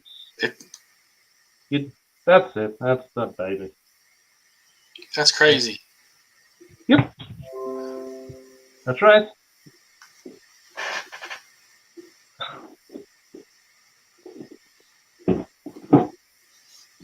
That is a lot. That's a big. Wow. Yeah. I wonder how much that cost. I have no idea. I was never told the price. Yeah. That's too big for my shelves. I'll tell you that. I'm sure Debbie would have something to say if I brought that thing home. Really? You'd be upset, Debbie? Yeah. He might have to throw out a few of his other stuff. Yeah. See, I have the 1/350th refit, and that's big enough. That's that Polar Lights one. But and that actually does come with the Aztec panels, because I heard you say when Alfred Wong was doing his refit, he was trying to paint all the panels with his kit. Like, wow. Mine actually came with the Aztec panels, which, so I don't know about that. So Somebody said Today. $4,000 to $6,000. Wow. US. Somebody asked about Magna Carta. I can't see their name, so they must be on. Yeah.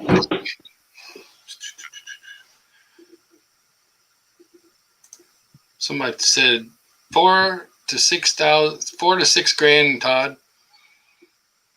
Wow. That all? Wow. Out of our price league, I think. Yep, I would have to sell my firstborn to, I think, afford that one.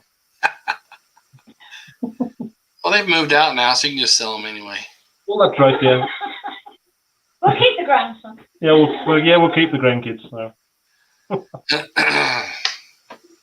I don't know a couple of weeks ago, I don't know whether I was even on there. I think I was just watching. Ash asked about these magnet grabbers. They was still making them, or somebody was making them, or something. I don't know who it was now, or whether it was on Facebook. I'm not sure. But that's for the 44 anyway. But so I'll make all the others. Yeah, that's the big one for the 44. I've got one of those, one or two of those. Yeah, somebody asked about one, so I just thought I'd show it there just to. So if they get back to me if they want to know about it or buy one, then. So that's that. Let's see who this is.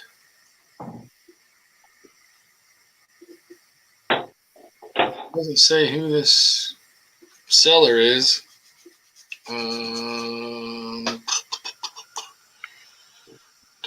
Kit alert. This is in modelers, miniatures, and magic. Oh yeah, that's that. It's $4,500. What's that one It's for? $4,500 for that kit. That's a lot. Oh wow! But it's probably worth it. That's Trying to figure out. It doesn't sell it. Oh, yeah. Dave Schwerian. I don't know. That's pretty neat though. Looks pretty accurate too.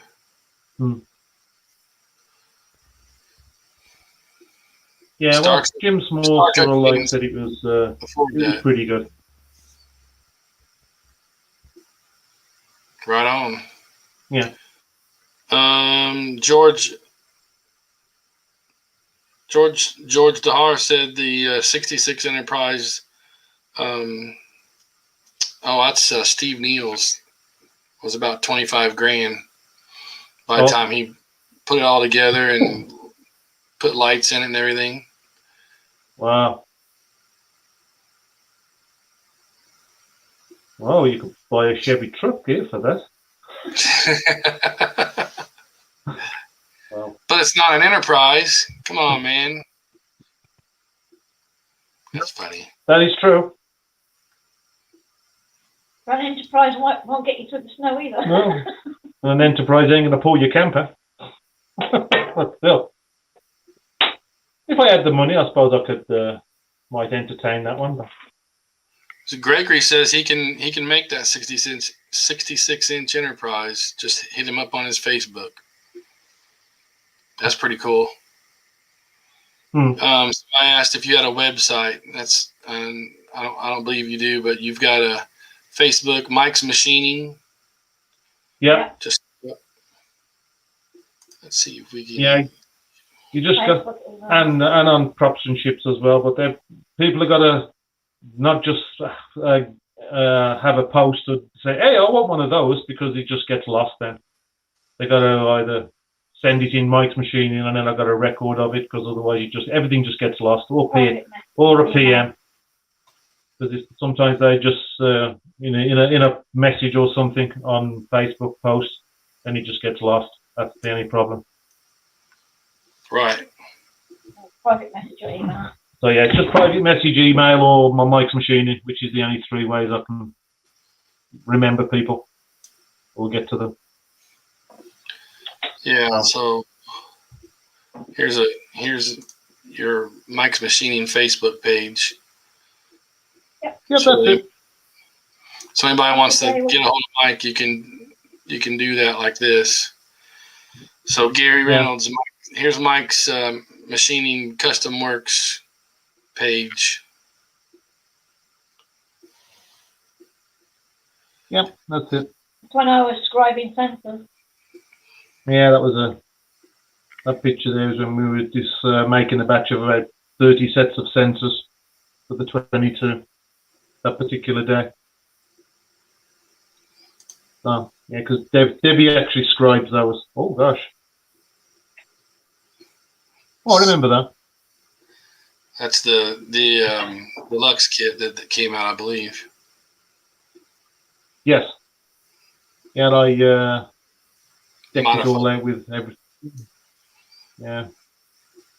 There you go. That's the Century Castings one. Yep. I got quite a few of those. I bought a batch of B grade, I think, off Alex for a few bucks each. But they take a bit of work, but they're not bad. Right. Yeah, that's the stun. That's the kill switch. That I don't know which one's the early one, but that's one version, and then the other one's just got like a little button on it, or slider, not that big. Right. It's the blocky one. I do both versions. So yeah. But yeah, if anybody wants to have everything, all the pictures are on there. There's tons of photographs. I'll try to update it every now and again. Lots of aluminum in that picture. So, oh yeah, that was actually at the Calgary Expo, Fan Expo, which is like a Comic Con. That's where the 160,000 people were there. That was just on display there. That has the waste canisters on Yeah, it's got the waste canisters on there. Yep, a couple different sizes. But that, yeah. I mean, it was a nice show, but like I said, that's mainly for cosplay and you know, a lot of anime for sure. But for selling actual model hardware, it was that's the show. But, so that was it, the Calgary one. Yeah, Calgary Comic Con, yeah. But actually, like we get more interaction with people at Wonderfest. You know, it's a couple of hundred people, but it's like I said, Wonderfest is a different baby altogether. Right. It's about actual model work. Well, yeah, like people who do cosplay don't want to know about like an Eagle engine bell or let's say we sold some Star Wars data pens, which I made, and first, that's a set of Eagle 2s. Is it Eagle 2? Yeah, Eagle 2. Oh, that's Eagle 2? Eagle 2.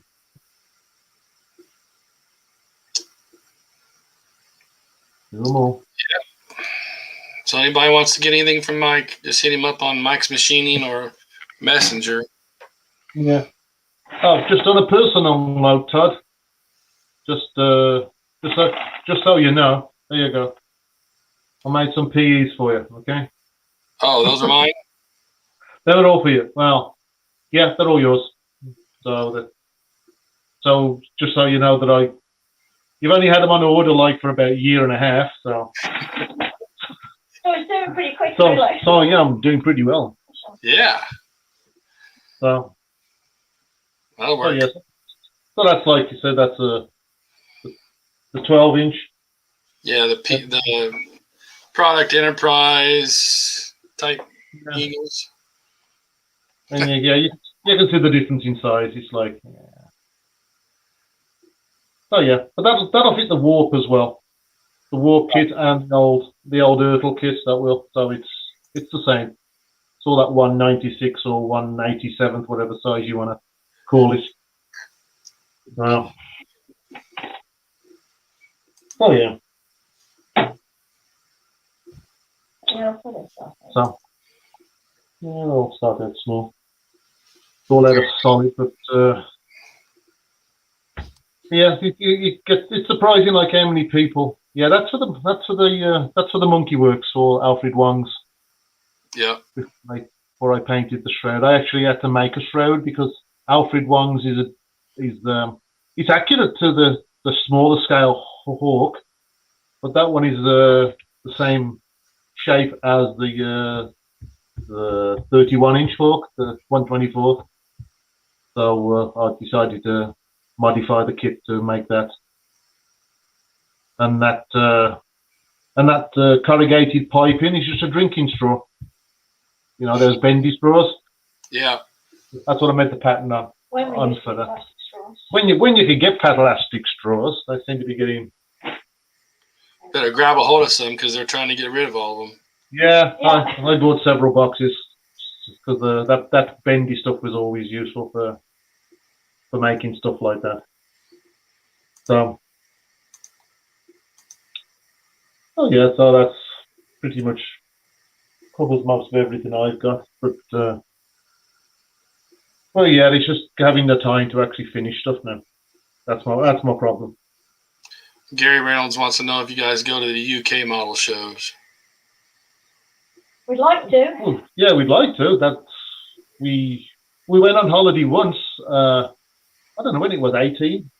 When 18, and we were just walking through town, and we just happened to just come across a Comic Con just Wolverhampton. in Wolverhampton. It's a small town in the UK. Just by pure chance, we were just doing some shopping there, and we just come across one. So, Got to meet, so we got to meet quite a few people. We met a few of the Airwalks there, and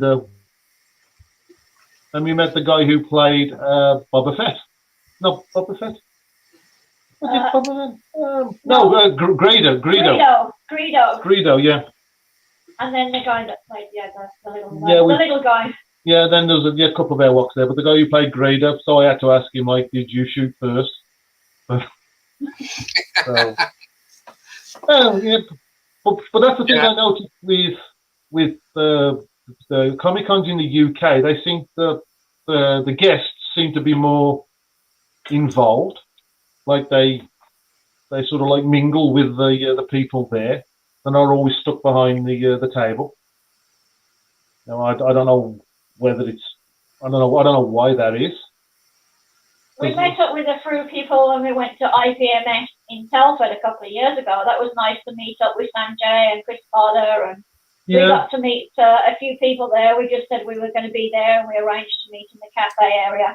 So hopefully we'll get to see. There are a couple of model shows I found late last night when we were online. Hopefully if we get over there in October. There's one in Exeter and there's one in Edinburgh. They're comic and sci-fi shows, so we might be able to check those out. So we'll have to wait and see. Yeah. Yep, there's your pen. That's Gary 7. The Gary 7 pen. Yeah, I like that. I've got one of those. Those are pretty cool.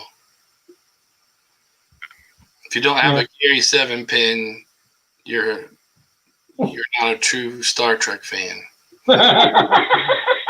Yeah.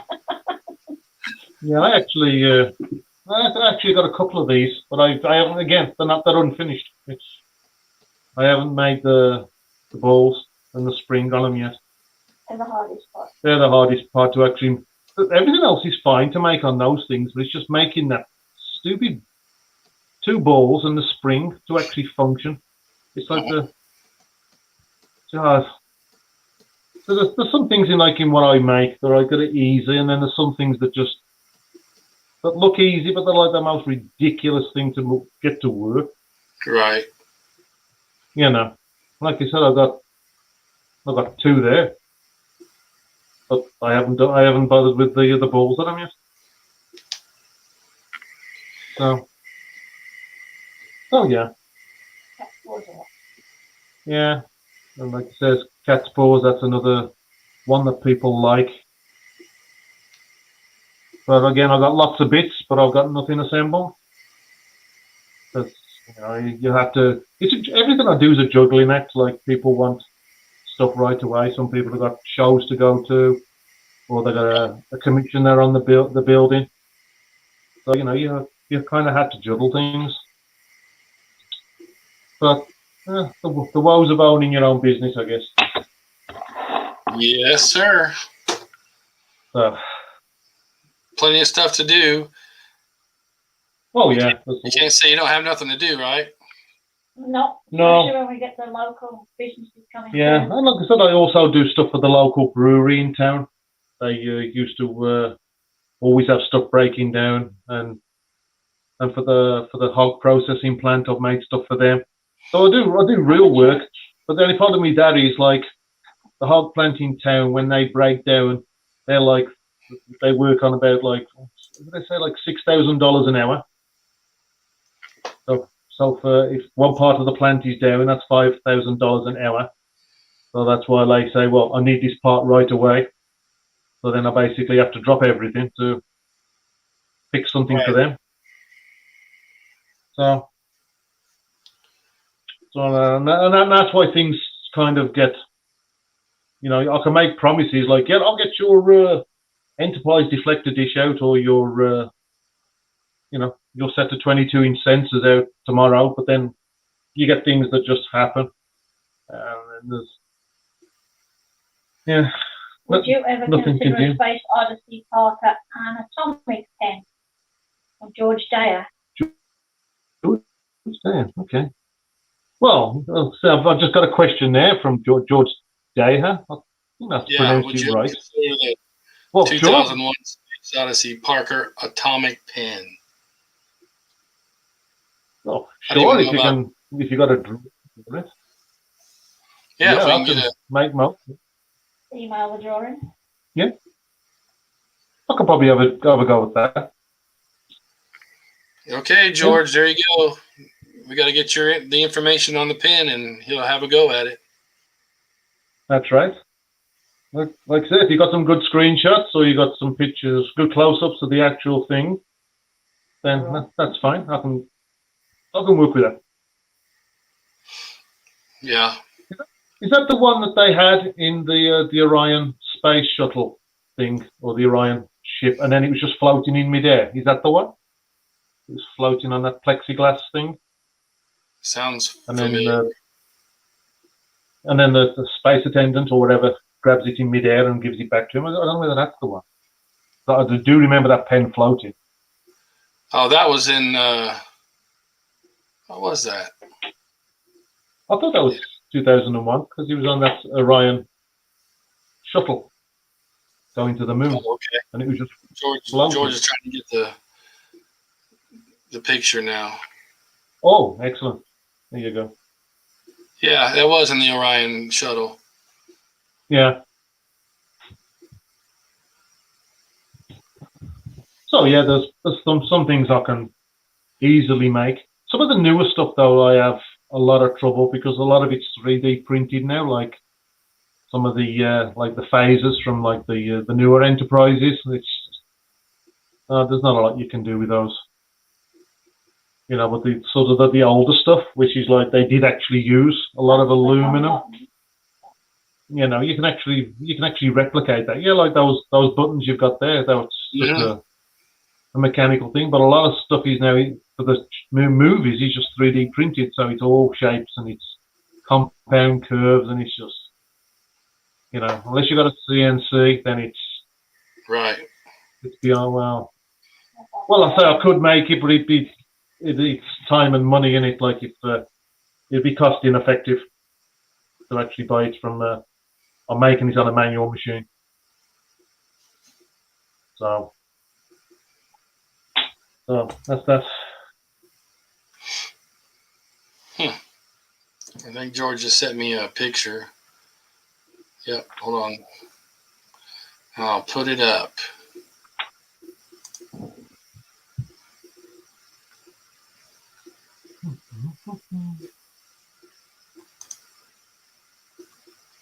Nifty. There you go.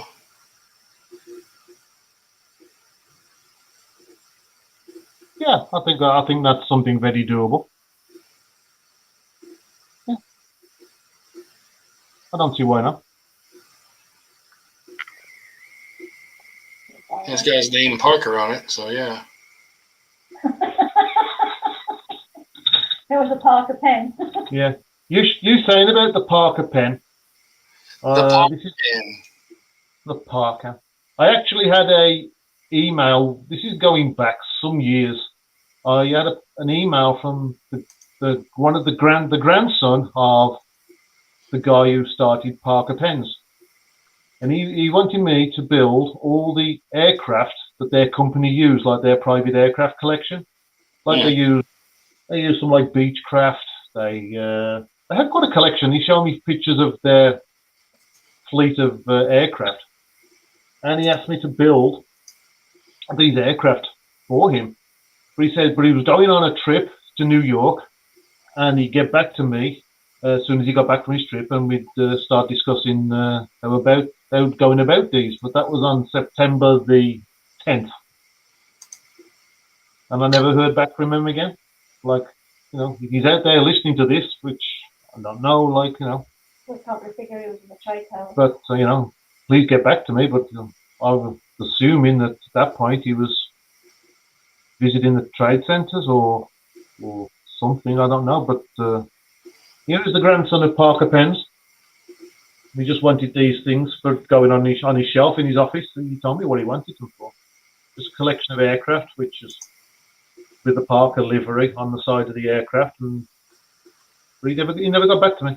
He sort of, after So September the 10th was the last time he talked, and he said he'd get back to me, and he never did. Right. That's too bad. Yeah. There's your little enterprise. Yep, that's cool. Yep, that's the cat's book. I think that might be the prototype, because I think that one was slightly too big.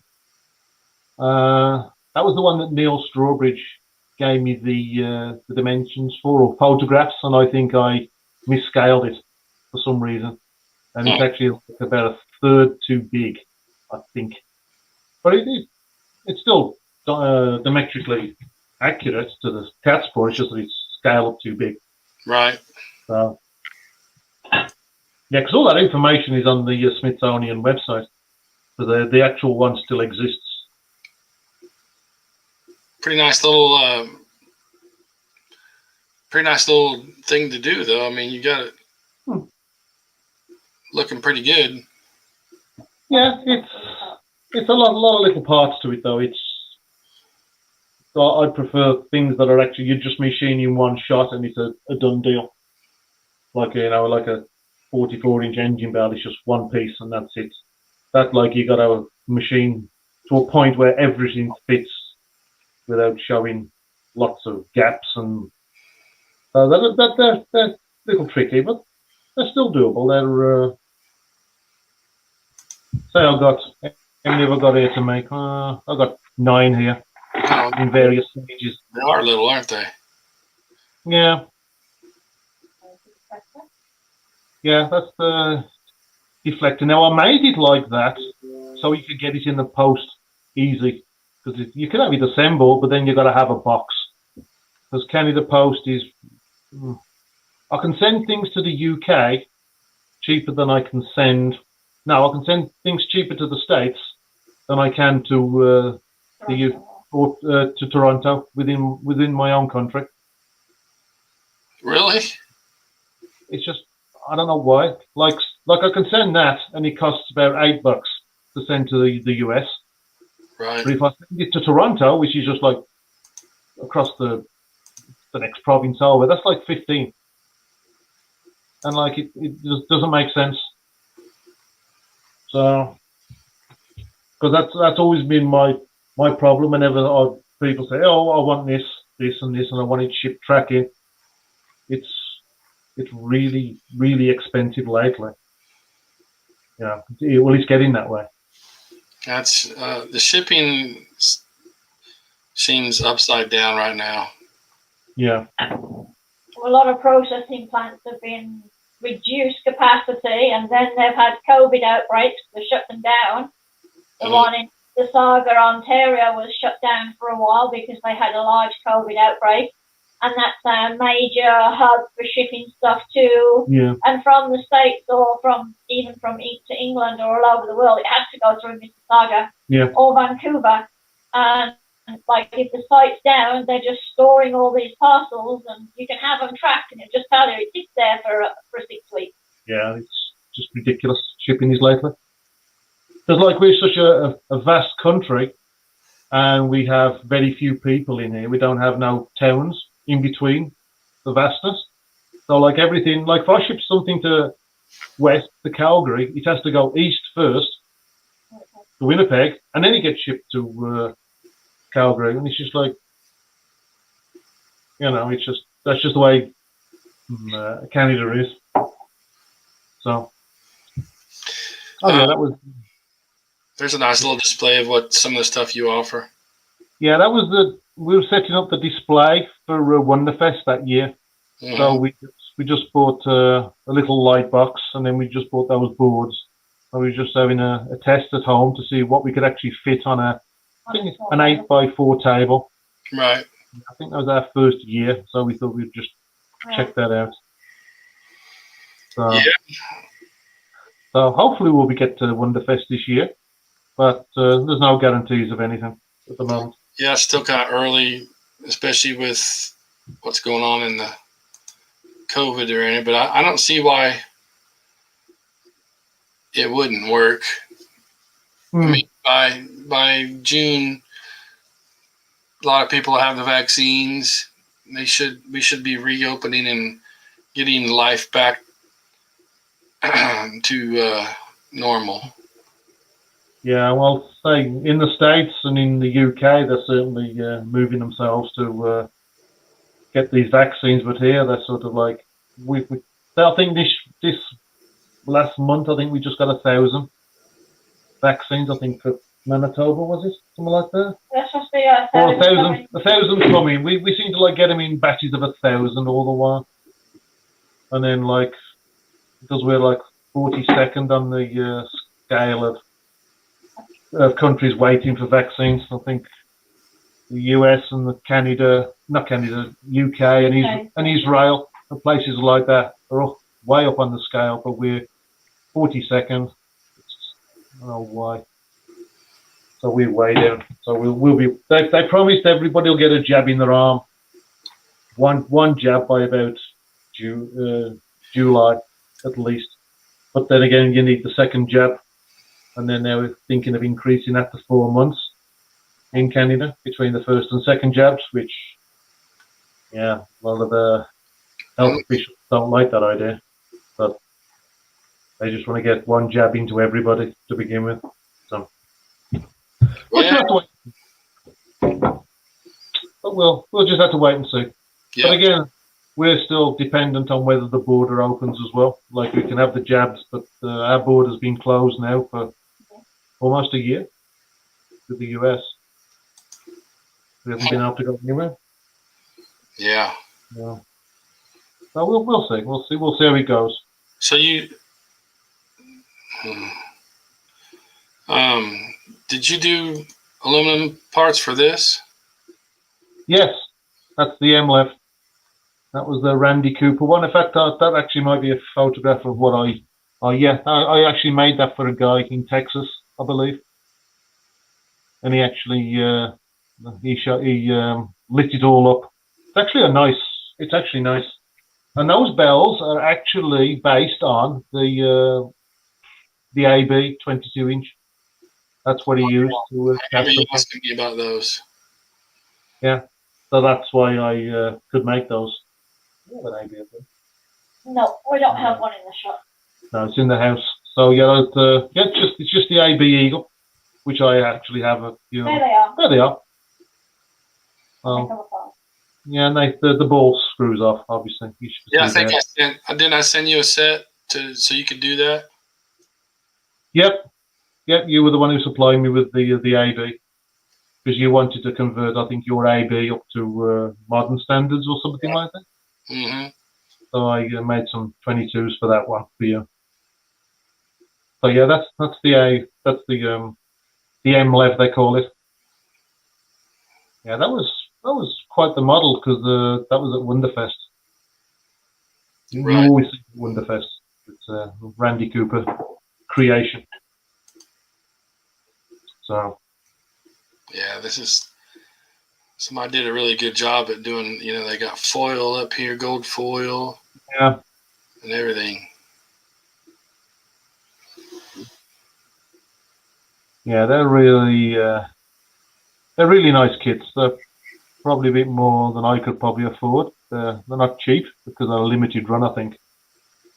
But they are nice kits. They really are. Okay. Well, it's 4:00. Been on for 2 hours. Yep. Oh, yeah. I'm going to look back through here and see if there's any questions. Yeah, 3 o'clock here. You haven't changed your clock in the shop. We changed our clocks and he hasn't got the clock in here. No, I haven't altered my clock yet. Okay, Albert Buchanan, off topic. Not really. Is there any talk of releasing a Swift and a Super Swift from Space 1999? Actually, the Swift was just announced. It's going to be from 1612. You can go. It's posted at the top of my of the Props and Ships group. You can go check that out. There'll be more information coming soon, I'm sure. So yeah, we're gonna get a Swift in the scale with the 1612 Eagles. Okay. Well, So are they making aluminum with that, Todd? Good question. I don't know. This was just announced at the beginning of last week, so Oh, okay. I'll ask Steve what his intentions are. I mean, he's putting aluminum on the Eagle, so I would say the main engine bell or something might be aluminum. I don't know. It's a good question. Yeah, because there's a lot more work on that bell than anything that's on an Eagle. Eagles are quite simple when you look at the Swift bell. Mm-hmm. Yeah, they're quite the work of art. So, but then again, do I want to make another product for the next 20 years after my death? Because I remember when the PE Eagle came out, I was just like making PE after PE for several years until they started making their own. In fact, I'm still making PE bells, so even to this day. Right. So. Yeah, I know. See, there's people back there waiting for them. You'll get them, Todd. You will get them. Eventually. Eventually. When they make it into the house and they get boxed up. Yeah. My birthday's July 15th, okay? Okay. Yeah. It might be in time, then it depends on the post. Yeah. Well, yeah, everything's dependent on post. So. Well, then we'll let you get. Well, we'll let you get on then, Todd, and do whatever you need to do. And we'll thank everybody for watching and all the customers that have been patient. Much appreciated. Yep. So. Yes, sir. Thank you for hanging out with us. No problem. My pleasure. All righty. So, okay then. We'll catch you all. Be safe. Bye. Okay then. Catch you then. Bye. Okay, this is going to conclude another Todd's Corner. Guys got any questions or anything, give me you can still answer on these on this site for a little while, and then you can always message me or leave me a comment in the section down here. Don't forget, we've got the Spreadshirt shirts, Alpha, Moonbase, hats. If you have something you'd like to have put on a shirt, send it to me and I'll see what I can do.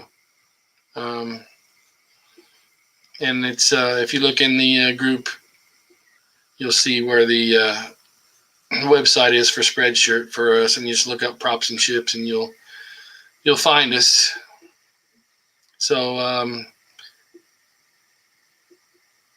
George, I'll give you a list, George, of what I want for my birthday. But I want to thank everybody again for a very good show.